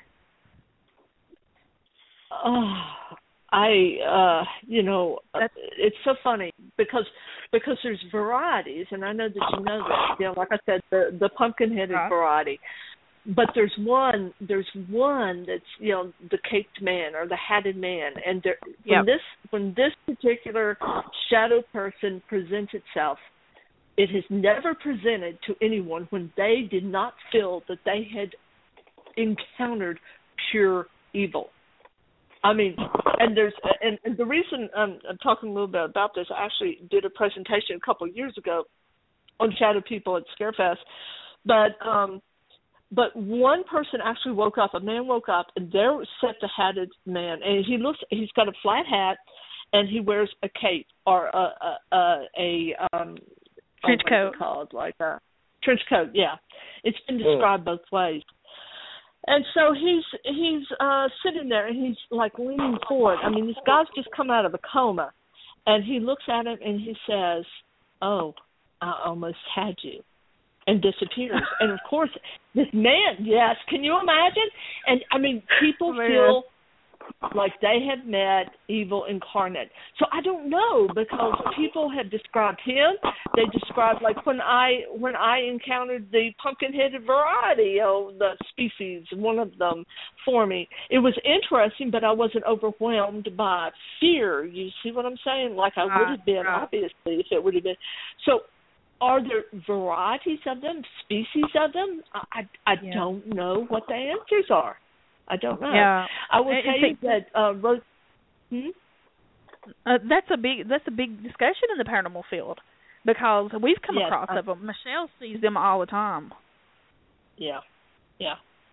Well, it's interesting. I will tell you that the one thing that I have noticed is that they're often drawn to dark situations. There's no doubt about that. When people who are in very deep depression will talk about seeing them or waking up, and they're seeing this black mass floating over them. I often wonder, is it floating over them because it's pulling energy from them as they're sleeping? Because the one thing that dark energy will do, and you know that, is it will put you in a situation where you are feeling depressed, and it will try to oppress to make you worse so that it can feed from you. So I'm not saying that they're particularly a good thing. I know that Rosemary Ellen Gulley, one of the theories that she has is that they're the jinn. And of course, the story of the jinn, people think that it's something that's made up for Hollywood. It's not. In fact, it's a huge part of the Quran. And in their story, God calls the angels and the jinn before him, and he says, bow down to man. And the angels, clasp their hands over their chest, over their heart, and they bid fidelity, and they drop to their knee. But the jinn did not. And the jinn said, why should I, who am made of perfect fire, bend to that which is made of mud? And God became angry and threw them out of Eden, basically, and gave Eden, the earth, to man. And so the jinn now live in something called Jinnistan, which is actually a dimension around our dimension. So I don't know what the answer is. I really don't. I wish I had such answers. I know, right? Yeah. I know. Hey, I will. Go ahead. Go ahead. No, go ahead. Go ahead. No, I was going to tell you what's interesting in a little off subject, but it's huge in Britain right now. Is, as far as discussions are black-eyed children and what they are. Oh yeah, and yeah. I haven't done a lot I'm of research on them yet. Do what? So I'm definitely curious about that, the whole black-eyed kids phenomenon. And it's something, what's really interesting to me is how it seems to go in waves, or it I don't know, it's just interesting how our phenomena happens, and all of a sudden we get a huge amount of one particular phenomena, and then it flatlines, and then we do it again. For instance, these black-eyed children, I mean, I haven't really heard or read a lot about them until probably the last, 10 years? Mm-hmm. Right. Yeah.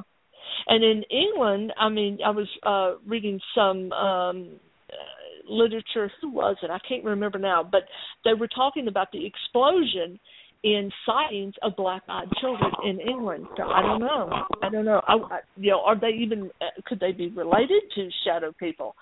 See, I always go back to species. What are we dealing with? I do find it interesting that you usually see shadow people like in closets, exiting from closets, slinking down hallways. They're and when you look at science says that if say they would materialize where a human being was, that they might actually, quote, die because you have two atomic structures basically trying to exist in the same place, which would be disastrous. Yeah. Yeah, for sure. Well, what do you think about the Slender Man phenomenon? Because that's actually made up, and people are still killing each other over. I don't know. You're talking about what was his name again? Slender Man. Slender Man. Oh, the Slender Man. He's one of those creepypasta. I remember the little girls. Yeah. The little girls that had wanted to kill tried to kill their little playmate in order to go and live in the forest with the Slender Man. One girl trying to kill her mom. Wonder if that was. May I postulate one thing?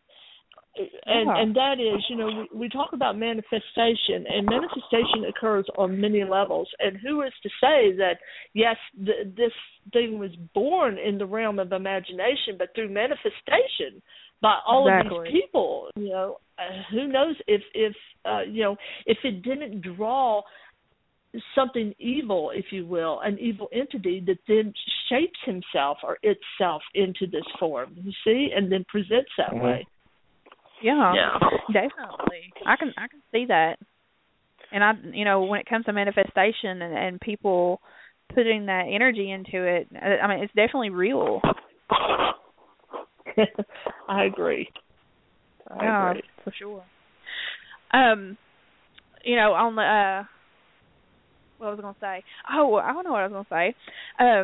During some of my talking about the different planes, during some of my out-of-body experiences, I've seen little creatures myself, but my middle child, Kanan, he is very quiet about it, but I think he shut a lot of it out now. But, I had talked to other people on this with him because me being who I am, of course, I can't leave my kids alone. I'm like, every once in a while I'll mention it to them, but I had a guy tell me that what Kanan was seeing was this big blob, like big black blob, and it usually was in the closet. And when he was younger, he called it the Cookie Monster. He used to cry through the night and be scared of the closet, and he called it the Cookie Monster. Right. Yeah, I mean, a lot of children are so open to the paranormal, and I think, their senses are so new and so open and so clear, and so they have this ability to connect and to see. Yep. And I will tell you, we talk about society, shutting many children down. Little Sally, don't do that because little Billy's going to think you're a nutcase, so just quit. Right. What we don't talk about a lot are most children, in my opinion, shut themselves down. Because this is very difficult to deal with. I mean, imagine, even now, I woke up not too long ago. My daughter had a friend who was murdered, and I looked over, and there she is, and she's sitting there. And so I'm, like, looking at her, and I close my eyes, and I'm like, okay, she'll go away. And I look back, and she's still there, and she's not asking me any questions, nothing. All she's doing is sitting and staring. And so that's what these children are dealing with, and so it's a lot, and many of them decide not to do it, and they simply close themselves down. Oh yeah, definitely, and I think that's Kanan's case for sure. But I've got to tell you, Pat, about this one. I just got to sit down last week with a local psychiatric counselor, and she's very open-minded and easy to talk to, and I had took Kanan to her because Kanan has ADD and he had to be diagnosed with it. So anyway, I sat down with her, and she was very interested in, I was very open and said, I'm a paranormal investigator. I wasn't worried about what she's going to think of me, honestly. I'm like, I'll do it. So what if you don't like it? Buzz off. But she's asking about some of the things that we've done. So I got more deep into it, and I said, well, I've got a question for you. How many people, or, especially kids come through here that might show symptoms of, having psychic abilities or, imaginary friends or whatnot, and have you ever thought of that, being pertaining to that instead of to a psychiatric disorder? And she said, I've never really thought about it. And when I sat down and talked to her about some of the symptoms and, the things that could be going on with a child, at the end of it, she's like, you know what? She said, you've really shed the light on me, and, on the subject, and that she was going to be definitely more aware of that. Well, I was actually called in by a child psychologist who happens to be a client. I didn't even realize she was a child psychologist a couple of weeks ago. And she had a child, and let me tell you, as soon as I was in the room with her, I realized that she definitely had the gift. But let me explain this too. People think it's all joy and happiness because they're watching these TV shows. But I was actually going to the appointment, and I was in tears by the time I got there because I was in so much pain.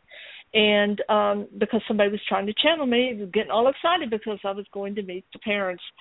And all of a sudden, I'm going down the road, and I'm a rock and roll girl. You have to understand this. So here I am, and all of a sudden, I start singing, "Get along, little doggies." And I'm like, oh, my God, I'm being channeled. Because I'm like, what is going on with me? So I walked in, and I said, all right, I got to ask the parents first. Who is it that died that is connected to this child that was tall, thin, brown hair, and thought of himself as a cowboy, died of something that was, killing him in the back?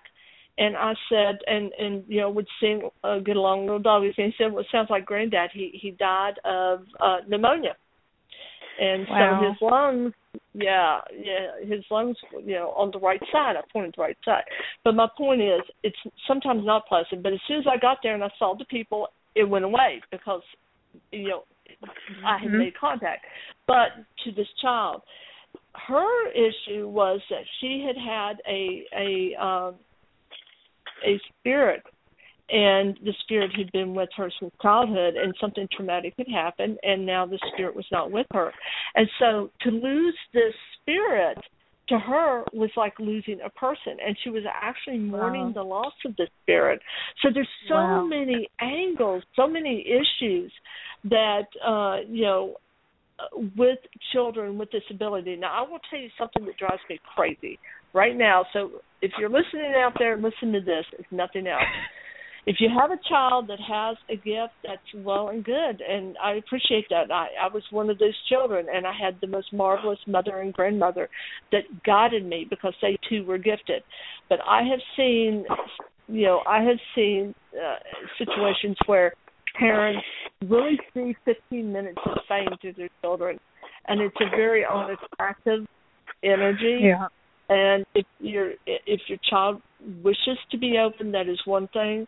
But if the child wishes to shut down or to put this away until he or she is older and willing and able to deal with this energy, then let them do that. So I always say that because I think that's important for people to know. It's about the child.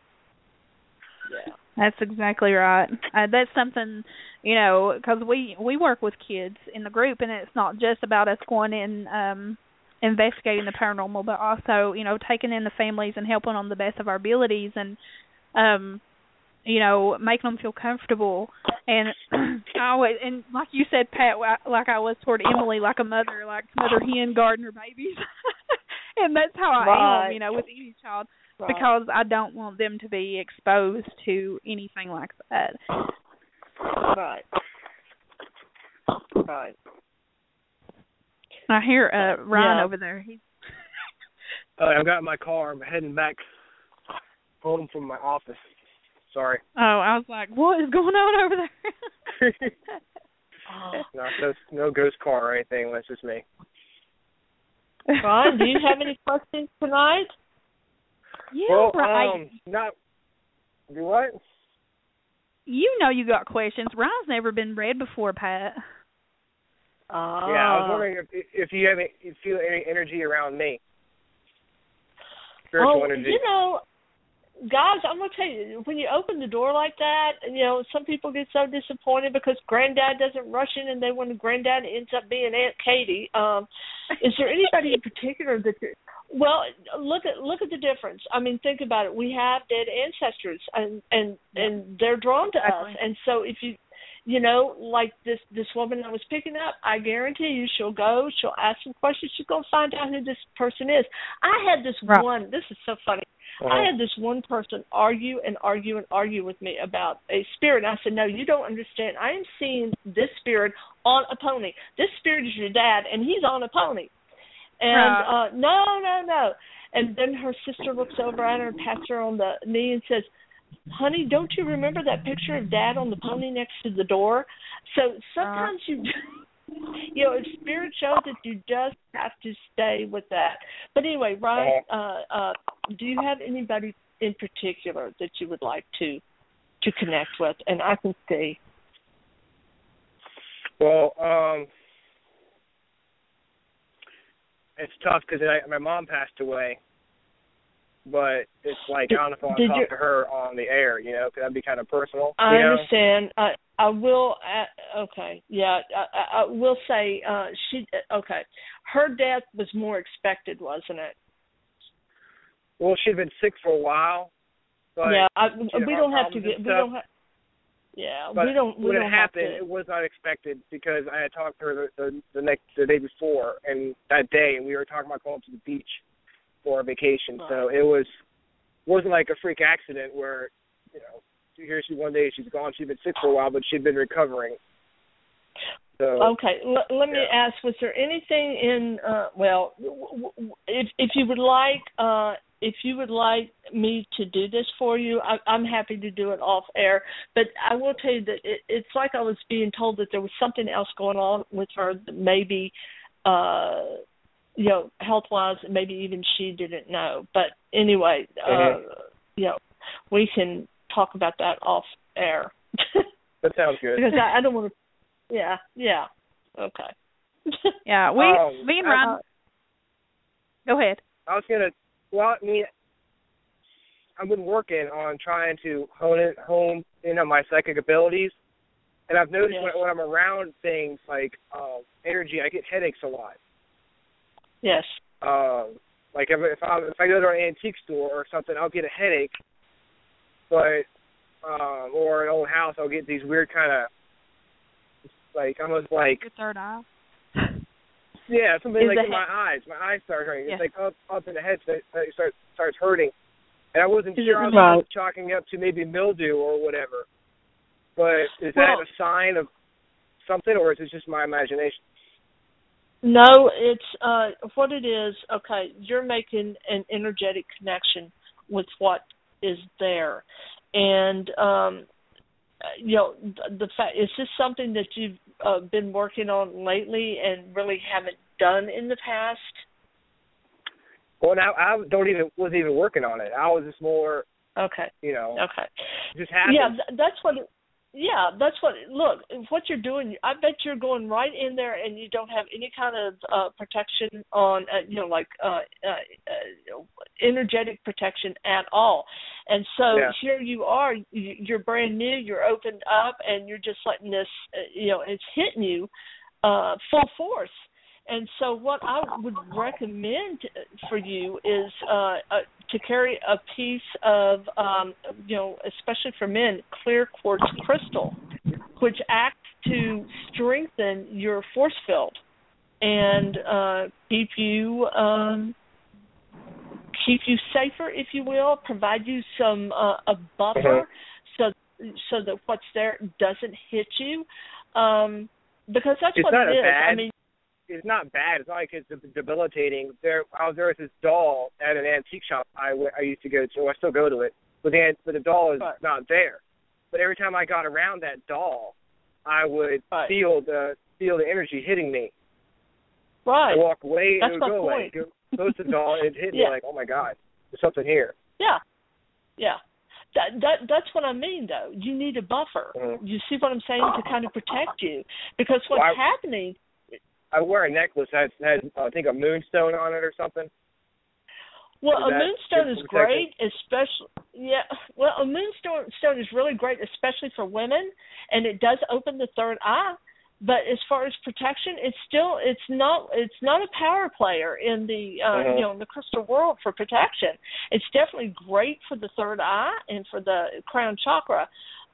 No, I would still honestly just try it, and it needs to be clear, because cloudy crystal really represents the feminine, and so the clear crystal represents more of the male. It's a bit more assertive energy. I always have clear quartz crystal with me. I'm like you. I always have a moonstone. I always have a turquoise, a piece of turquoise, and I always have black tourmaline. I know it sounds like a lot, but I work with a lot of energy. Black turquoise, black tourmaline, and also black onyx. So definitely clear quartz. And for you, I would do something like black onyx, something that feels good in the hand to you. But you're just way open right now, and you haven't learned how to push that energy back. So when you do get near it, it's raw is what it is. It's like, bang! So you need something to kind of filter it a bit. I think sometimes my mind gets in the way it too does. much. And, I've been living a certain way. I'm just opening myself up to the experiences. And I think just my mind is questioning too much. Like, why is this happening? This isn't real. And I'm trying to keep an open mind. But sometimes you can't help when those thoughts come into your head. It's not like I'm putting them there myself, and I want them to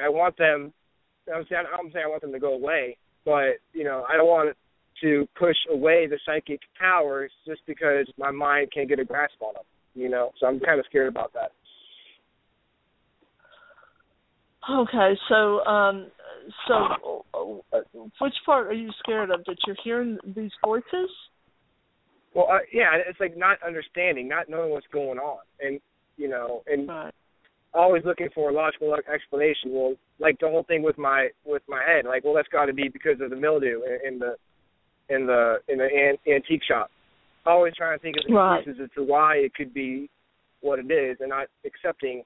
Of course, if it is, mildew, then that's what it is. I'm not saying it definitely is psychic ability, but I just think it's weird when I got around that doll. I did get that, feeling, and I've gotten feelings in certain rooms that I've kind of just brushed them off like, oh, well, that's how I felt at that particular time, but I didn't actually think it meant anything. No, it's good to be a little skeptical, but at some point, especially if you are interested in really walking a spiritual path, you're going to have to leave that behind. You really are, and just accept this. And I'm going to tell you, when I fully accepted this, it was like I was in free fall. It's like I had to throw my hands out and fall backwards and give myself over to spirit, because that's what you do. I mean, and it is a very spiritual path. And, you do uncover some of the answers to life's mysteries if you're willing to do that. But I can tell you it's not an easy path all the time. It's much more accepted. It's much more accepted since the national media has had several shows on about this. But on the other hand, it's really, especially where some of us live, like where Holly and I live, it's not that easy to walk this path at times. Yeah. So no, just get yourself over it. No, and you have to realize that this is divine force. This is God, and you give yourself over to God and walk this path, and it's as simple as that. And listen, because I will tell you, the only time I've ever heard my spirit guide raise its voice, because it's always very quiet, and you have to listen. You have to listen, Ryan, and listen to what spirit tells you. But my grandmother was dying, and I had walked outside to get she'd been in the process of dying for a couple of days, and I'd walked outside to get a breath of fresh air. And I was starting to sit down, and I heard my spirit guide say, "Get in there and get in there now," as loud as I've ever heard it speak. And I jumped up and I ran in down that hallway right when my daughter came out and said, "Mom, they said to get you that she was passing." So what I'm trying to tell you, Ron, it's a very, very quiet voice, and give yourself over to it. Now you'll know, and here's the thing, Ryan. You'll know. People say, "Well, how do you know it's not a dark force?" Well, if you're healing people, if you are putting good into the world through the spirit that is with you, believe me, I think that's the clue. That's all you need. Yeah, definitely. So, when me and Ron talked about that, because I've been trying to help him, and he's always questioning things, and I tell him, let go. But one night I was meditating in my room, and I was asking, I was meditating and really to myself saying, what do I need to do? And I heard this male faintly say, "Look." And right then I understood that I didn't need to look physically, but I needed to look third eye wise. Definitely. I remember the first time I heard my spirit guide, and I thought I was wacko. But Michelle and everybody confirmed that. It was like the next couple of days. One of our other investigators, he also has abilities, and he said, "Oh, by the way, I feel like the male around you that's protecting you, his name's John." And I was like, "Oh." I was like, "Okay, now I'm going to tell you something really funny," because I was like, I laid down one night and I said, "Listen," to the guy that's around me, to myself, I was like, if you're really around me and you're my spirit guide, I want to know your name. And to myself, he told me, "Hey, John." And I was like, okay, I'm going to keep that to myself. But it's a lot of trusting. It's a lot of trust. It is. I mean, it really is. In the Holy Book, a lot of faith. Thank you. That's exactly what it is. And trust is faith. I mean, to me, those two words are interchangeable, but you can't take one from the other. If you have one, you have the other. And it's trust and faith. Absolutely. And here's another thing, Ron, is when you approach this from a very spiritual viewpoint or worldview, it gives so much back to you. I mean, it gives so much back to you in so many ways, and so much. I can't describe it. There's so much love that comes to you, and you're able to actually reach out and truly, truly heal and help others. Yes. And it's a wonderful gift to have, even though it's a difficult gift at times. So it's not something you're born with, so it's something you can develop? Or is it easier for some people than it is for others? Like some people have more of an app for it, or is it, something you can get? Now think of this. Most people can play tennis, but everybody is Martina Navratilova. But that doesn't negate the fact that you can go and enjoy tennis. It doesn't negate the fact that you can make a contact with your spirit guide, and that spirit will lead you to where you need to go on your life path. You see? Yes. I mean, this is very powerful, honestly. And the thing is, your spirit guide will guide you to where you need to go and what you need to do. And that's what's important. Exactly. And I'm going to go ahead. We're about to go off air. And, Pat, I wanted you to, give out your website, any information that's coming up that everybody needs to know about. Okay. All right. My website is simple. It's www.patbussard. That's PatBussard.com. And, I have a lot of stuff up there, so I hope you will come and visit. Also, I'm working on my second book, and it is about St. Alban Sanatorium. It's called The Ghost of St. It's called Southern Spirits, The Ghost of St. Alban Sanatorium. So, and we're hoping to have that actually out in October of next year. That is awesome. For our birthday list there, Holly. Yeah, we appreciate you so much, Pat, and I definitely feel very connected to you, and it's so nice to have a guest on that is very talented like you, and we appreciate all of our listeners, and we also appreciate our guest tonight. You was it's telling me 10 seconds in my ear. That British voice. But I hope everybody tunes in on our next show. We're going to talk about supernatural news and speak with Becky Botts, author of Photographic Encounters of the Spirit Kind. So that should be a good interview. Yeah, and we are in. Thank you all for having me. Are we on the archives or are we still going on? Yeah. We're still on the show. We are in archives. Woo. All right. Yeah. Time let the hair down. Party up in here. What? Thank you all so much. Hey, thank you for coming on. We appreciate it. Thank you. And if you want, Pat, before you go, I was going to tell you, we're trying to promote all of our guests. If you have anything coming up you want us to promote, let us know.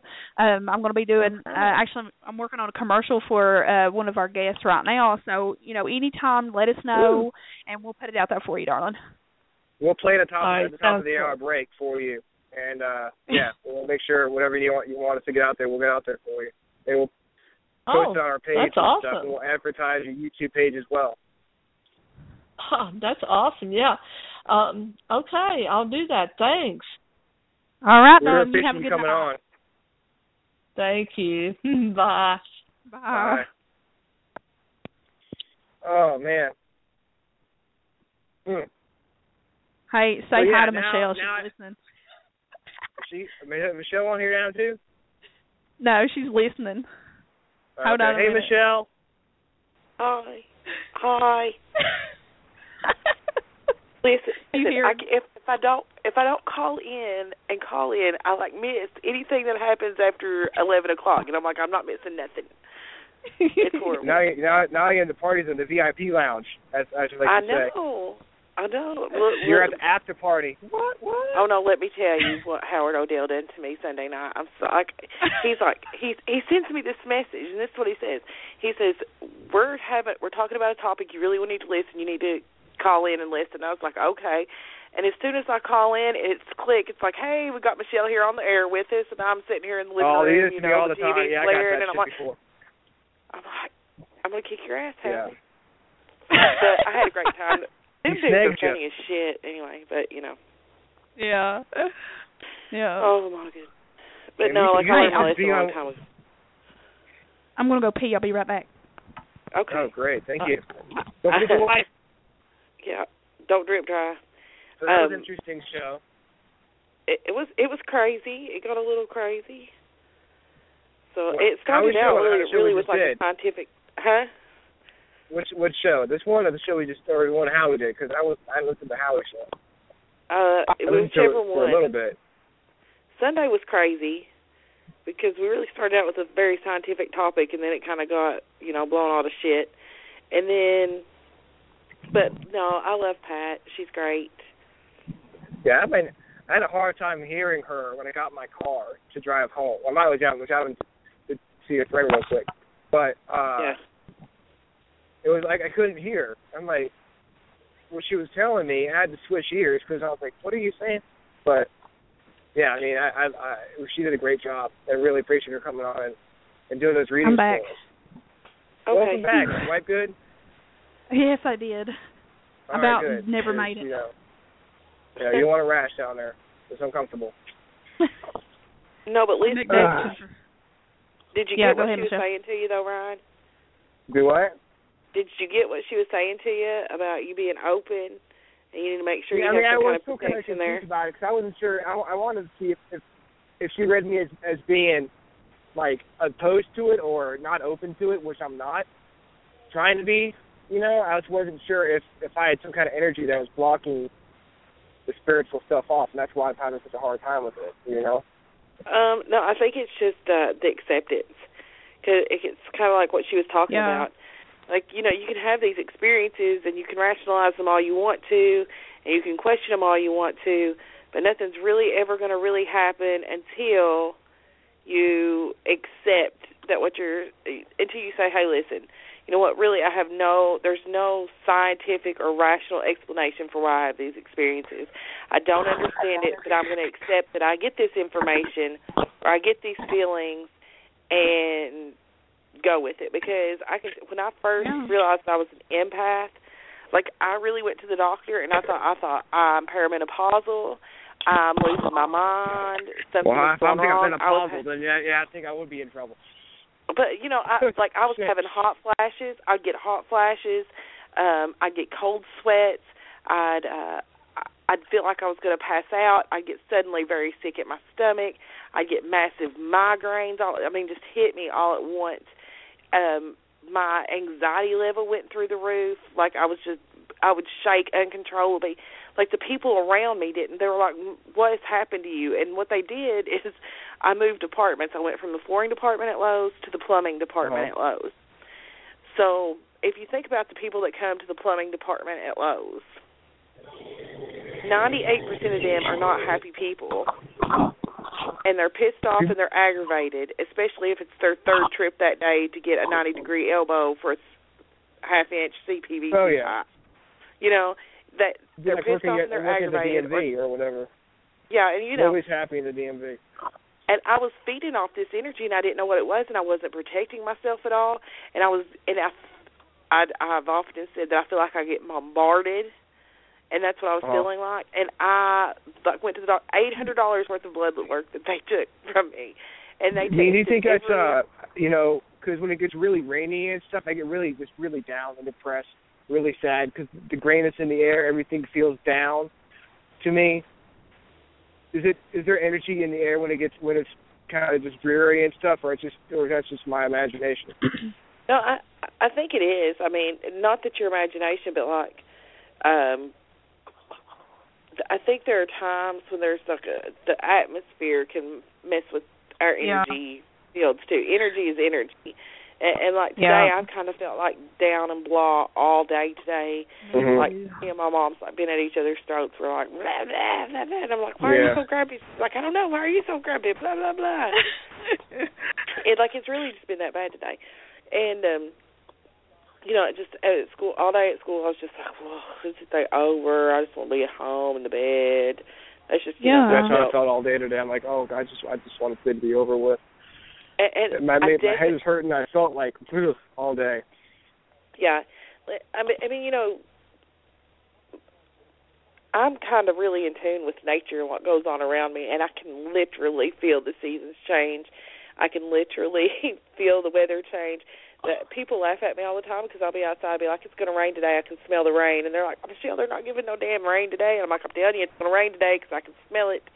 and if you're in tune with any kind of energy field, you're going to feel those effects of it. Mm-hmm. That's part of it, is to know, hey, listen, this is what I'm feeling, and this is why I'm feeling it. I might not have a rational explanation for it, but I can start making these, connections. Well, I just want to just automatically assume it's spiritual, and then it actually be something physical. I mean, I don't. Well, no, I always tell people, like when in doubt, get it checked out. Because if I'm experiencing something over and over for an extended period of time or for a week, and I'm like if I get a migraine, and I'm like, okay, I've had a headache for 3 days, and I've taken all this medication for the headache, and it's not getting any better. Is there something else around me? And that's usually when I'll reach out to Dallas or my friend Tom, and I'll be like, hey, listen, can you just take a look-see and see if there's something around? Because I can't really see what's around me. I think a lot of people have that issue. You can't see, what's directly around you. Very few times have I been like, oops, that little shithead followed me home. And that happened at Vico, but that's Johnny's dad followed me home from Vico. And I can feel it right in the back seat. Anyway, you just have to know Mugs. But anyway. Yeah. And, it was just, so, it was just crazy. It's just, but it's the whole big accepting thing. That, once I said, okay, I accept that I'm an empath and that I'm feeding off other people's emotions, and that's when I started really grounding and centering and putting up my little protective bubble, my bunny suit, I think Dennis and Matt call it. And I started wearing my, amethyst to work every day, and I noticed that, hey, listen, I'm not having these feelings anymore. And that those dramatically subsided because I just accepted that that's what it was, and this is what I had to do to prevent it, and then it stopped. Well, I mean, there have been times where I've been really sad all for no reason, just getting, I'll be at on location at Bell Nemus, and I get really sad. Well, and I'm like, whoa, why am I feeling this way? It could be like that's there's lots of sadness there, I think, because I think anyway.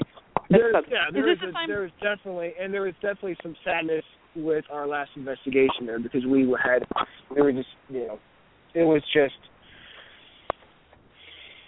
Is this the one that's got was kind of the woman or the little girl or somebody? Yeah. There's a little girl there. He was always asking for her father. Yeah. And we got EVP. We got some interesting EVPs from that place on that particular night. And I think it was just I picked up on that little girl. A lot of emotions. Yeah, but have you ever? But you've probably been to places too where you felt angry for no reason, or just like yes, I did. Was feeling really angry at a location, and I could not figure out why. Yeah, and I was like, I don't even know why I was angry. I just was, it was just rip somebody's head off angry type of thing. And it wasn't even a bad location. It was like I was in an asylum or anything. It was just, but it was like, oh my God, dude. Yeah, but you got to understand there were badass people there. But then you could be picking up on active spirits there, but you really may be picking up too on residual energies from a place. Mhm. But you also in order to work on that, go ahead. Yeah. Well, I was going to say, and there's a possibility of picking up on other people's emotions. Yep, you could be empathic. Yeah. But what was the mood of the group there? Was there issues going on with people in the group? It was. We were just waiting. To go on an investigation, and the girls just kept talking. I'm like, let's F up, let's go, come on. But it was more like, what the fuck are you doing? Let's go. And I had no problem before, and I was just, and once you started going, I was fine. But it was just hit me like. But what was going on in their lives?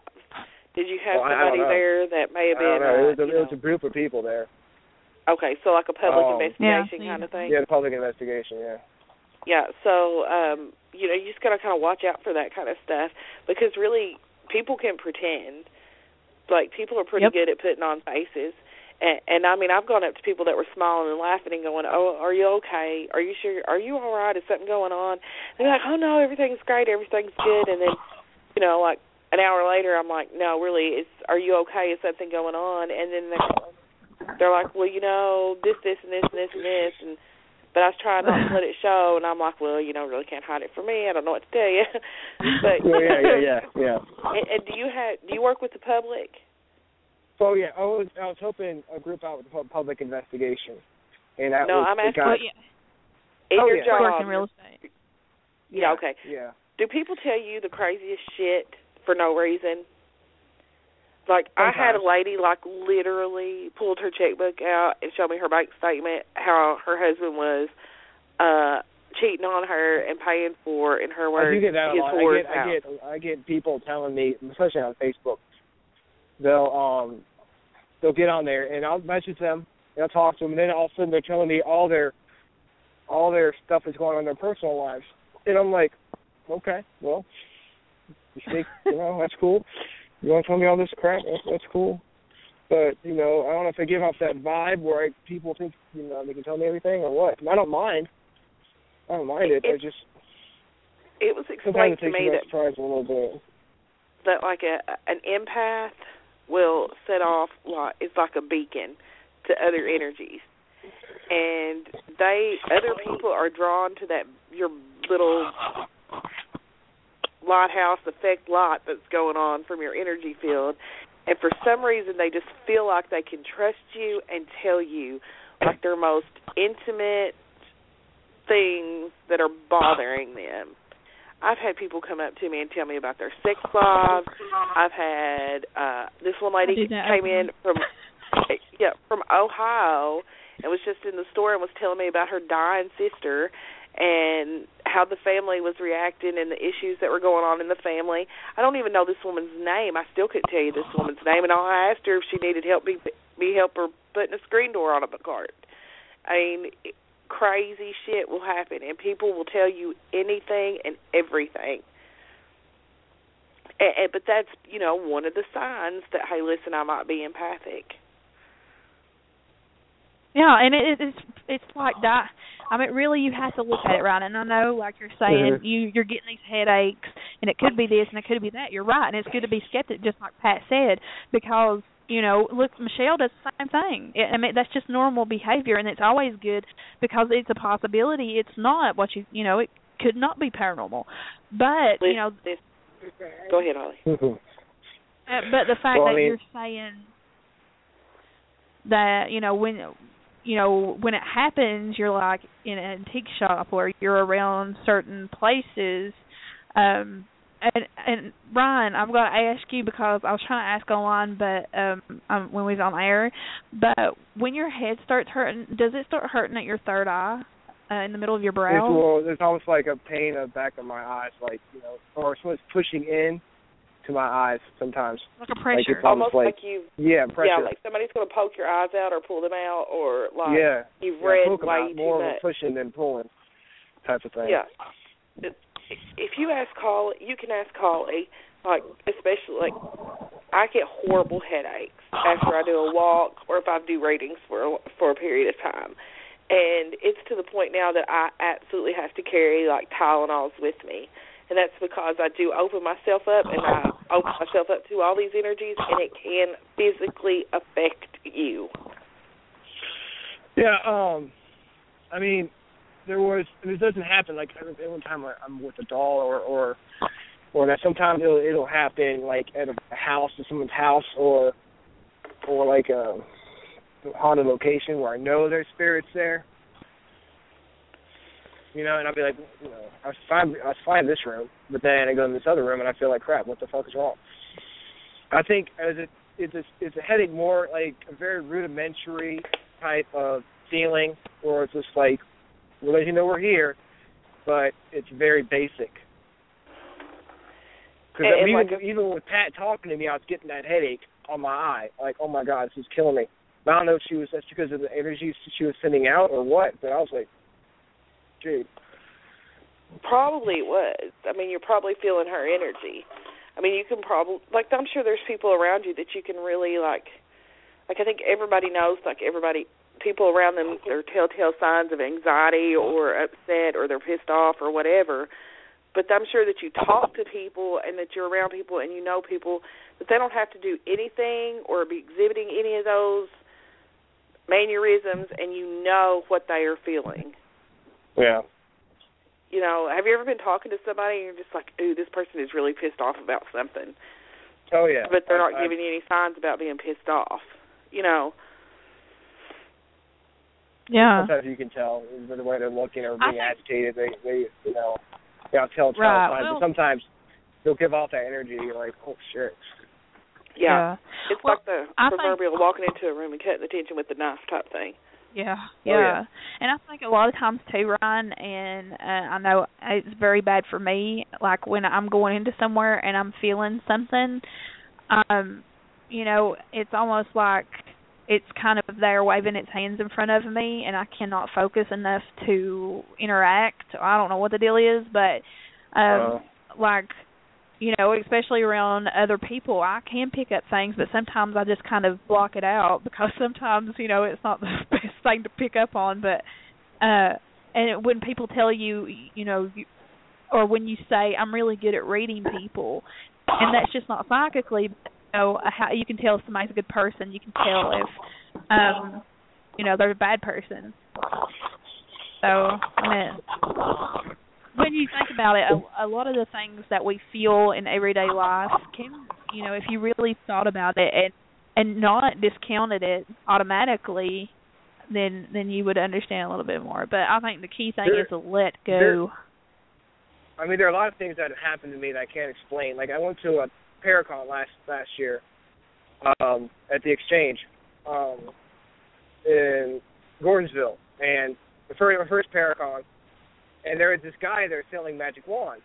And, you know, I watch Harry Potter and stuff. I'm like, well, I'll get magic wands to just, you know, have fun. My first Paracon, whatever.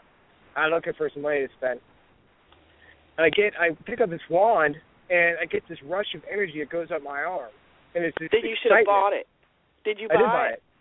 Yeah.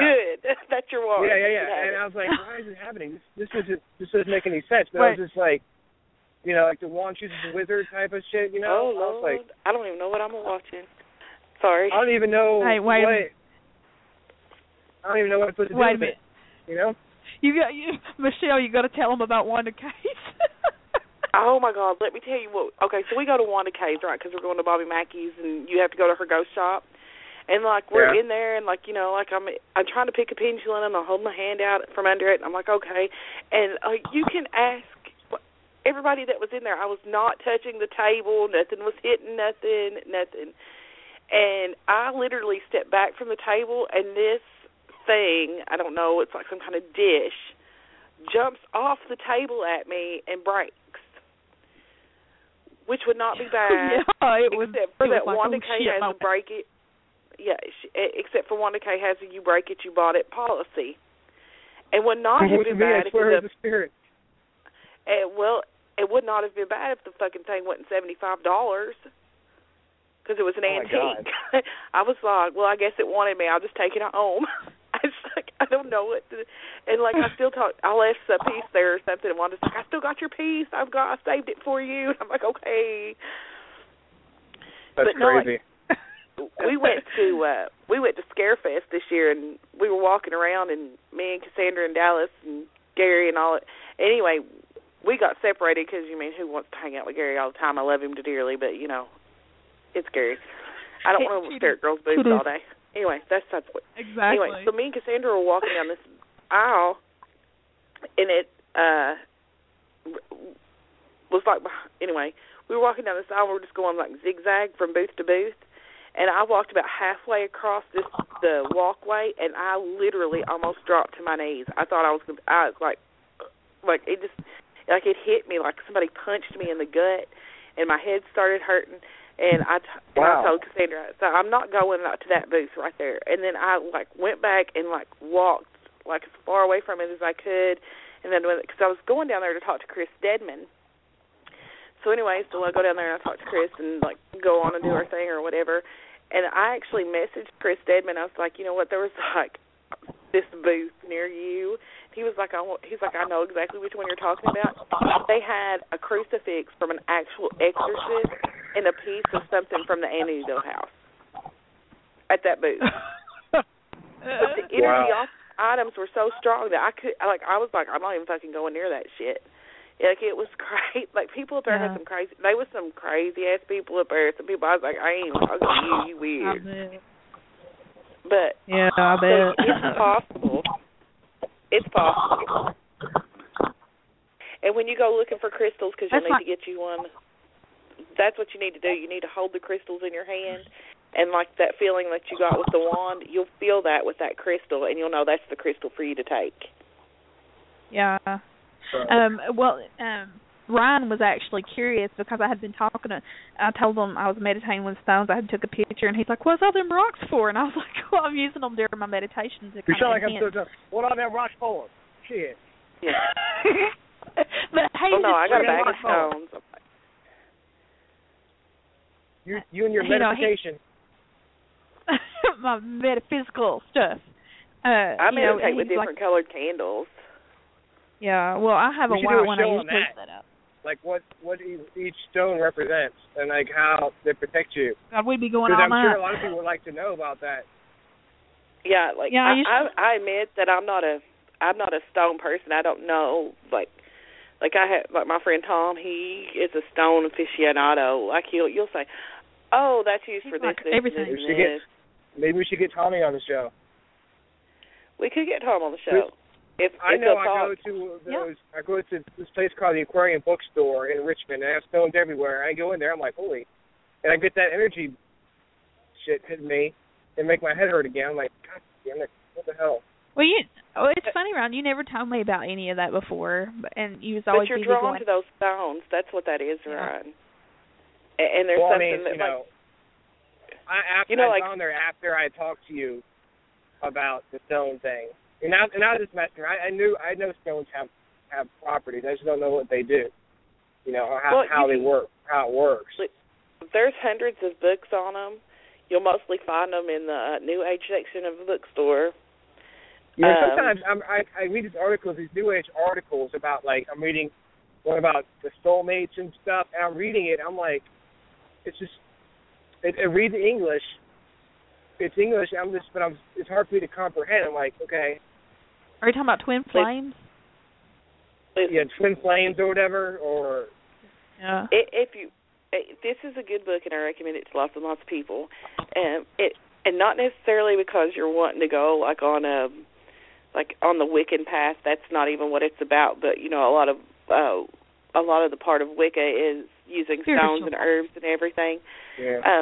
But if you get the book, and you can get it for like $12, and it's called Scott Cunningham, A Guide for the Solitary Practitioner.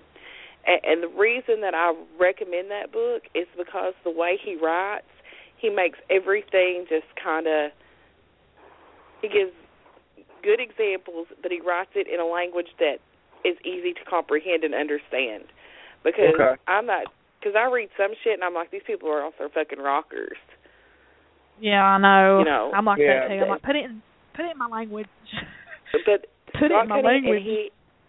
And then he has all these other books because he did, you know, that was his life for the 20-some odd years of his life, and he's still considered one of the greatest herbalists ever. But if you read that book, it'll give you like the basics of each concept, like we're talking about. Meditations in there, herbology's in there. You know, the rocks and the stones are in there. Colors are in there. The chakra system's in there, but it's all like really broke down and written in a way that anybody can understand it, and he gives like real life examples of it. Well, not saying they can follow the theology, but my problem is trying to get rid of 20-some years of thinking spiritual stuff, all the stuff that's just, you know, hoo-ha, being taught that 20 years, and then, you know, trying to block that off and say, hey, okay, no, this is how I feel now. This is different. Well, I have a a better understanding, but not letting that seep in and not letting those, I guess, 2 decades of that ruining it by casting doubt. You know, this is how I explain like energy, like type work. You kind of got a scientific mind, correct? Right? No, I mean scientific mind. I guess not. Well, yeah, I don't know. I'm more of a historical mind, I guess. Okay. Yeah. Well, I understand that you science. look at the historical factor.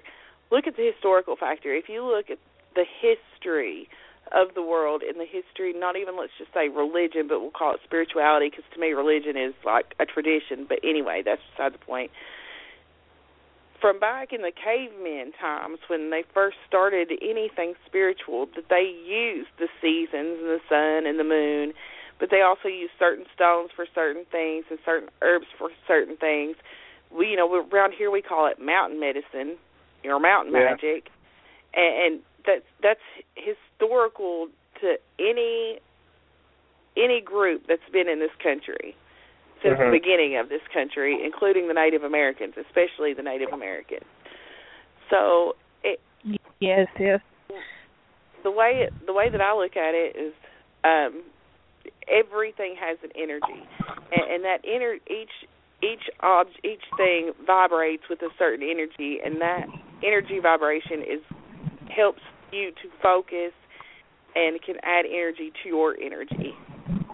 If that makes sense. Well, a lot of times I think the whole energy and using spiritual energy, that was stamped out back in the Protestant days when they had the witch hunts, and people were so afraid to come out and say, hey, yeah, this stuff is not bullshit. This is really true, because they're afraid of prosecution and persecution. And then people got so used to that way of life that the spiritual powers just got kind of forgotten. And I think that it didn't get really forgotten. They got it in there, but they used it a different way. They got mislabeled. They were mislabeled as crazy or whatever. These people aren't normal. You got to put them in a special place because they're not like you and me. And that's one reason I think Appalachia is so special, is because I don't think we ever really lost a lot of that tradition, because I'm sure Holly can tell you, I still have family members who are like, I've got a horrible toothache. They're like, well, I'll go up here and get you sassafras root, and you can chew on it and you'll feel better. Right. But I think when it comes down to the whole, Ryan, your religion getting in the way of spirituality, that's the thing. What you don't understand is that you can have your religion and still be, still have your spirituality. It's just finding that balance between those. But I think just talking about, I had to really get past the concept that I could do these things with candles and herbs and stones, and I could do these things, and that I didn't have to label myself a Catholic or a Baptist or a Muslim.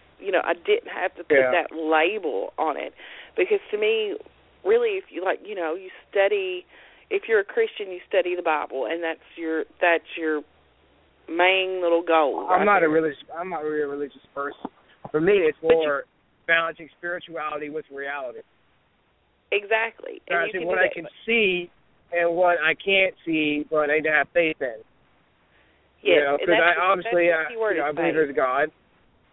Okay. Or, but I don't see him, but I believe there's something out there, but it's but I don't it's not saying, well, I'm a Christian, so I don't believe in spirituality or whatever. I don't really label myself as any kind of religion. I don't either. A spiritualist is probably the closest that I would come, but I even hate to say that I'm a spiritualist. I definitely hate to say, I tell people all the time, if I call myself a witch, but I'm not Wiccan, And the reason I do call myself a witch is because I do use things like herbs and candle magic and stones. But, you know, I have friends that do the same thing, but they really call that a spiritual path. Yeah. And really, I have several friends that are spiritualists that actually go to a spiritualist church, and they went to a spiritualist church and all that stuff. But really, it's about, you just got to figure out what that God means to you, and I use that term for a label, what God means to you in your life, and a way to celebrate and honor that whole spirituality type thing. And that's a personal path that nobody can pick for you. But I can tell you, like, from what we've talked about, really it's a spiritualist path that you're on, because that's where you're headed, by what you've said so far. Well, yeah, because Ryan, he's at the point, I remember being at this point, what the hell do I do from here? And that's part of finding the path. I'm so grasping in the dark, trying to find the light to find the path. It's like I'm almost there, but I'm still kind of just blind, feeling around for something. Right. And that's normal. I mean, hell, everybody's went through it. We got on that path, and it don't get easier when you're on it either, because you run into obstacles, you run into things that's going to shake your faith or beliefs, and you know, you're going to run into things that make you realize that you are on that spiritual path. Because once you get on it, and Michelle knows this, everybody who, you know, that's listening, still listening, but once you get on that path, you look back and you can see you can see everything. It's like being in a big fog, stepping outside of that fog, and you're awake. And you know, that spiritual awakened is everybody's sleepwalking. Awaken, step outside of your body and see that this, you know, what we are now, what we're doing, what our society's doing now is sleepwalking. And it's like I know there's stuff out there, because obviously I've experienced it. I've experienced the sadness, I've experienced the happiness, I've experienced the headaches, I've experienced, you know, watching doors open by themselves. I guess I've always been under the impression that not everybody can have that gift, and you've got to, you know, either you're born with it or it just doesn't happen to everybody. Because I've been on investigations before, and my partner would be like, "Oh, there's a little girl standing out the door right there, looking at us." I don't see anything, you know, or I see someone peeking around the corner. I didn't see anybody peeking around the corner. I have seen things. I've seen like shadow figures or mists, but it was, you know, later on in my investigating career, I guess. And maybe I've opened up more to seeing. And maybe it's the fact that it was the longest time it scared me. I mean, ghosts scared me when I was a kid. Totally. I was totally scared of ghosts. I didn't like watch scary movies. I don't like watch scary movies. I slept with my door open and the hall light on for the longest time. No, that was me. I didn't like scary movies. And maybe that's why their reluctance, or maybe my spiritual path is harder because of that fear I had.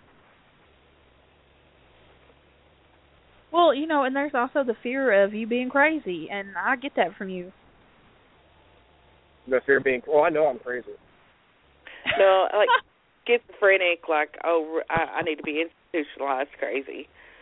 I got a Ghost of Richmond book for Christmas one year. My birthday one year, and there was a house a park we used to visit, and you know, and there's a crypt by that house where the people who died are in the crypt, you know. And I was convinced if I got near that crypt, they were going to come and get me. I wouldn't even have to let the book stay in my room because I was afraid the ghosts were going to come out of the book and get me. I used to, you know, hold my breath going by graveyards because I was like, well, oh shit, if they think I'm dead, then they won't come after me. You know. You know, I think too, and I think Michelle can back me up on this one, until you have your first personal experience to something that scares you, shakes you to the bone, you see this, you hear it, or whatever, you will, you learn from that and start overcoming that fear. That's a good point. I had a dream last week, and I was in this house. It was during an investigation. I was with Dennis, I think, and we were downstairs, and I said, "Oh shit." It's scary right there. We were downstairs, and we were just sitting there in the room, in this regular room, circular table, and I started hearing this footsteps upstairs. I'm like, the lights were on, I was like, is there anybody upstairs? And I was like, no.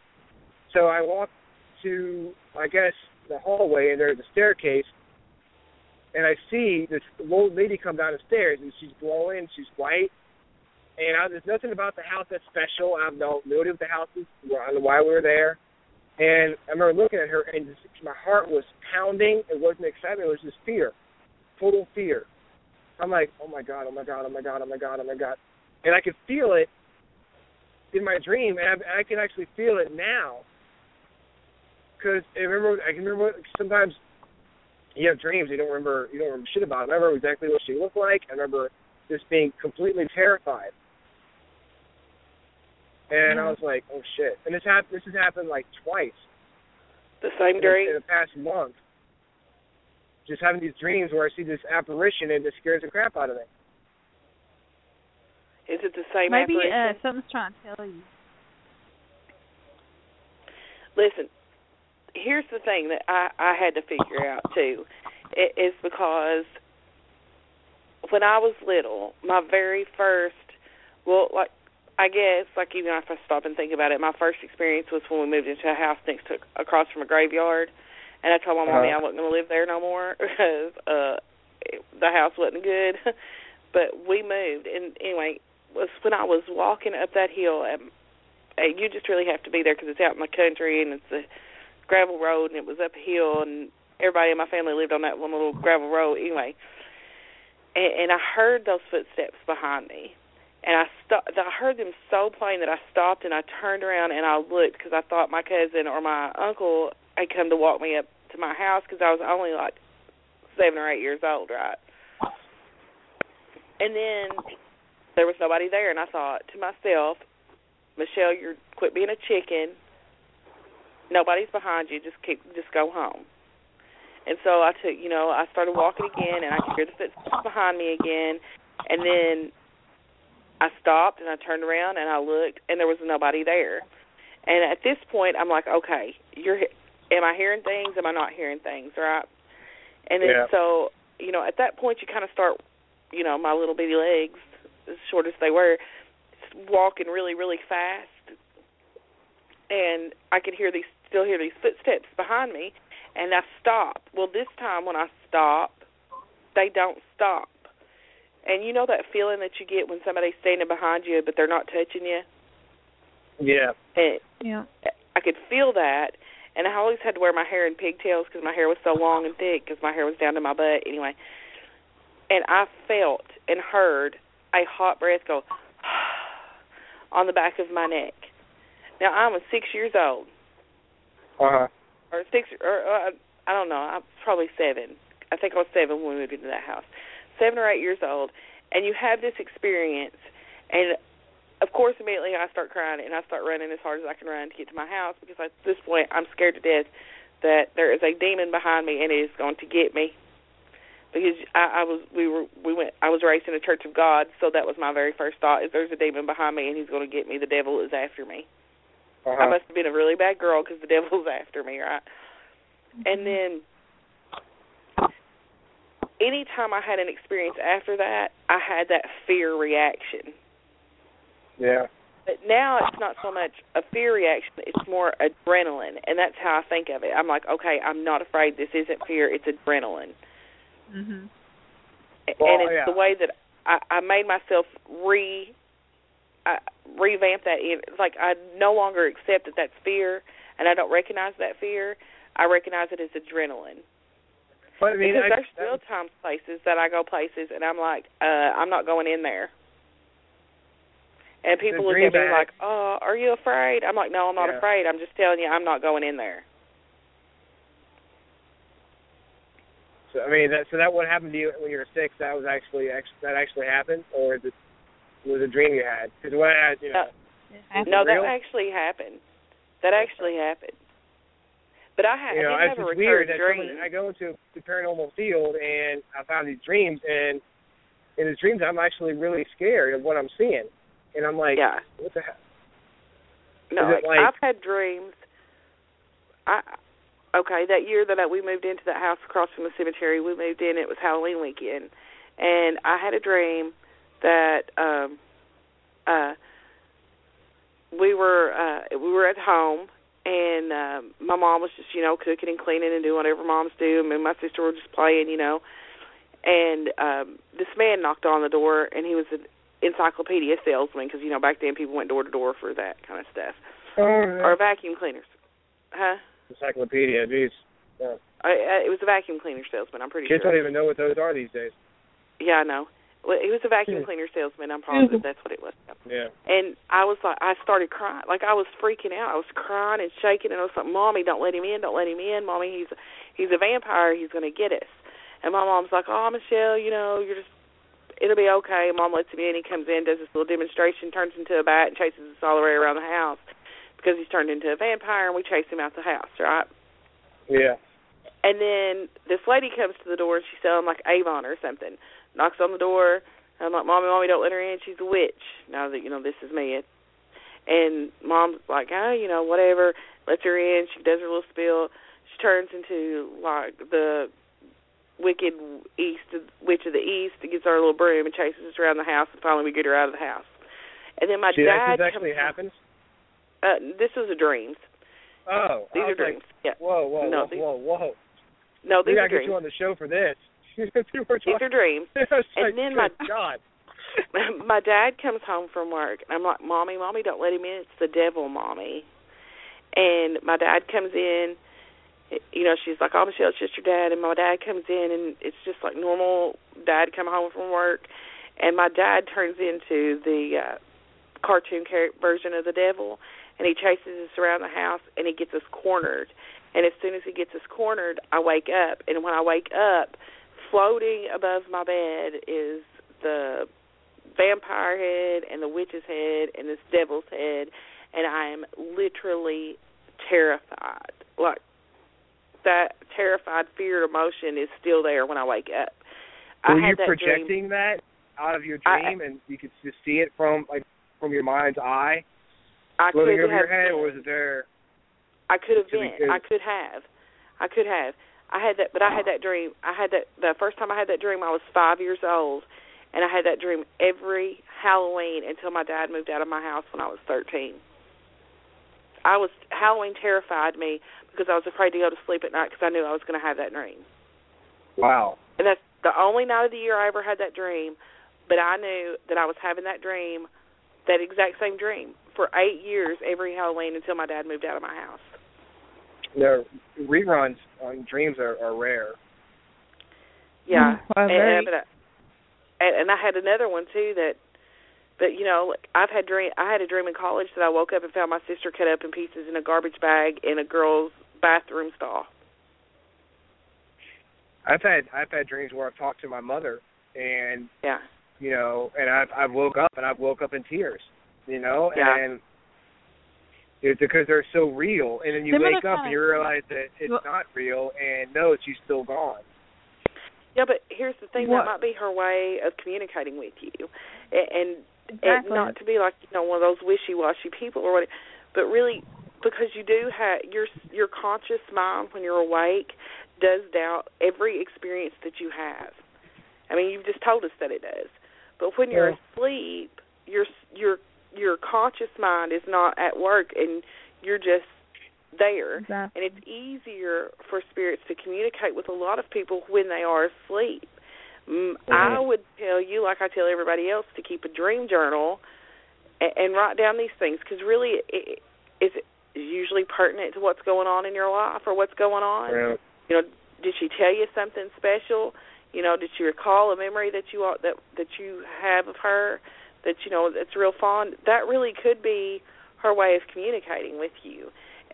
And you know, like, the whole entire way that I look at death now has changed, because now when I go to a funeral, I cry and I'm sad and I'm heartbroken, but I recognize that I'm feeling that sadness from everybody that's around me, because I'm personally not sad, because I know that spirit is still around. That person is still around. Their spirit and their soul are still around. Just not the way, you know. Yes, that we're used to seeing in the physical body. Yeah, so you know, even it's the way that you look at things. It's perspective. There we go. You know, yeah. Yeah, I mean, I know that. We know what you're saying. After my exactly. Yeah, you're probably right about the whole dream thing. Yeah, but it's harder to think like that when it is somebody that you're very close to, and that there is such an emotional. I mean, I would not want to see my mom in spiritual form. I don't think. I don't know. I don't know if I'd want to see that. She would know that too. Yeah. You know. Oh yeah. I was afraid she'd haunt me just to mess with me. You know, because you know that I was so freaked out by it. Well, that, I mean, you know, like Michelle said, that could definitely, you know, be a sign from her. But you know, I've had dreams too. I've had dreams before we went out on a case, and I mean, very vivid, very, very vivid. Like I was there, and like I was supposed to remember it, and it had a lot to do with the case. The things that I've seen, the name, everything, it had everything to do with that case. I've had spirits come to me. I had 2 spirits. I'll never forget. Before or after the case? Before. It was, it was like 3 days before the case. Yeah. Wow. It was very, very, very weird, because I got there and we was meeting everybody, and God, what was the name of one of the boys? One of the boys that stayed there all the time. This little girl Joseph? Spirit that was there. Yeah, Joseph. Yeah. See, I had seen his name on a tombstone outside the house in my dream, and when I talked to the client 2 days later on the phone, I hadn't told her about the dream, but she had mentioned Joe, and it didn't click right then. So, like, I had talked to her, I think, the next day, and I was like, you know, yesterday when we was talking, you know, you mentioned Joe, and you know, his name is Joseph, and I was like, okay, well, you know, it could be a coincidence, but when we got there, the girl was there, a spirit little girl, but anyway, you know, I've had a dream where I've had 2 spirits come to me, and it was a teenage girl with long hair and a chubbier man, and he looked like he was in his 50s, and they was telling me thank you for helping, and I still to this day can't figure out what I did, but that's something you have to look at too, Ron, and doing this, and you know, putting pieces together, which I suck at, because like, say Michelle gives you a reading, she might pick up on something and you not really put it together then, but afterwards you might, and just like Pat was saying, and that's why people get confused, think, oh, you know, they don't know what they was talking about, because Michelle could pick up on a person, and that person could be one of your family members that you totally forgot. I mean, she's even with me, you know, or never people name. Yeah, exactly. And I mean, you just have to, I guess, put faith into what you're seeing or feeling, or. Well, yeah. part of me hopes that she's not around, just to she's up in heaven and not down here, but or whatever plane you want to call it. So look, what I believe, Ryan, and you know, like I said, it's just my personal belief, is that I think that when we die, that our spirit has a choice, that we can either stay here in this plane, and that could be for whatever reason, or we can go to the crossover or whatever, but that we can come back and visit those that we love. So not every time that I talk to somebody are they earthbound. by no means is everybody that I talk to earthbound. It's really very rare that I encounter an earthbound spirit. Like, most of the time I like going to somebody's house and I'm like, well, I just think it's your dead daddy and he's just coming back and he wants to let you know that he's around. Or, grandma's still here hanging out, just kind of watching over things, making sure you're taking care of her house like you're supposed to. So, spirits can move back and forth. I absolutely would know that for me, it's a personal knowledge that they can do that. Mm-hmm. Yeah, definitely. I think it was funny too. Pat had mentioned about hearing the song. She was singing a song, couldn't figure out why.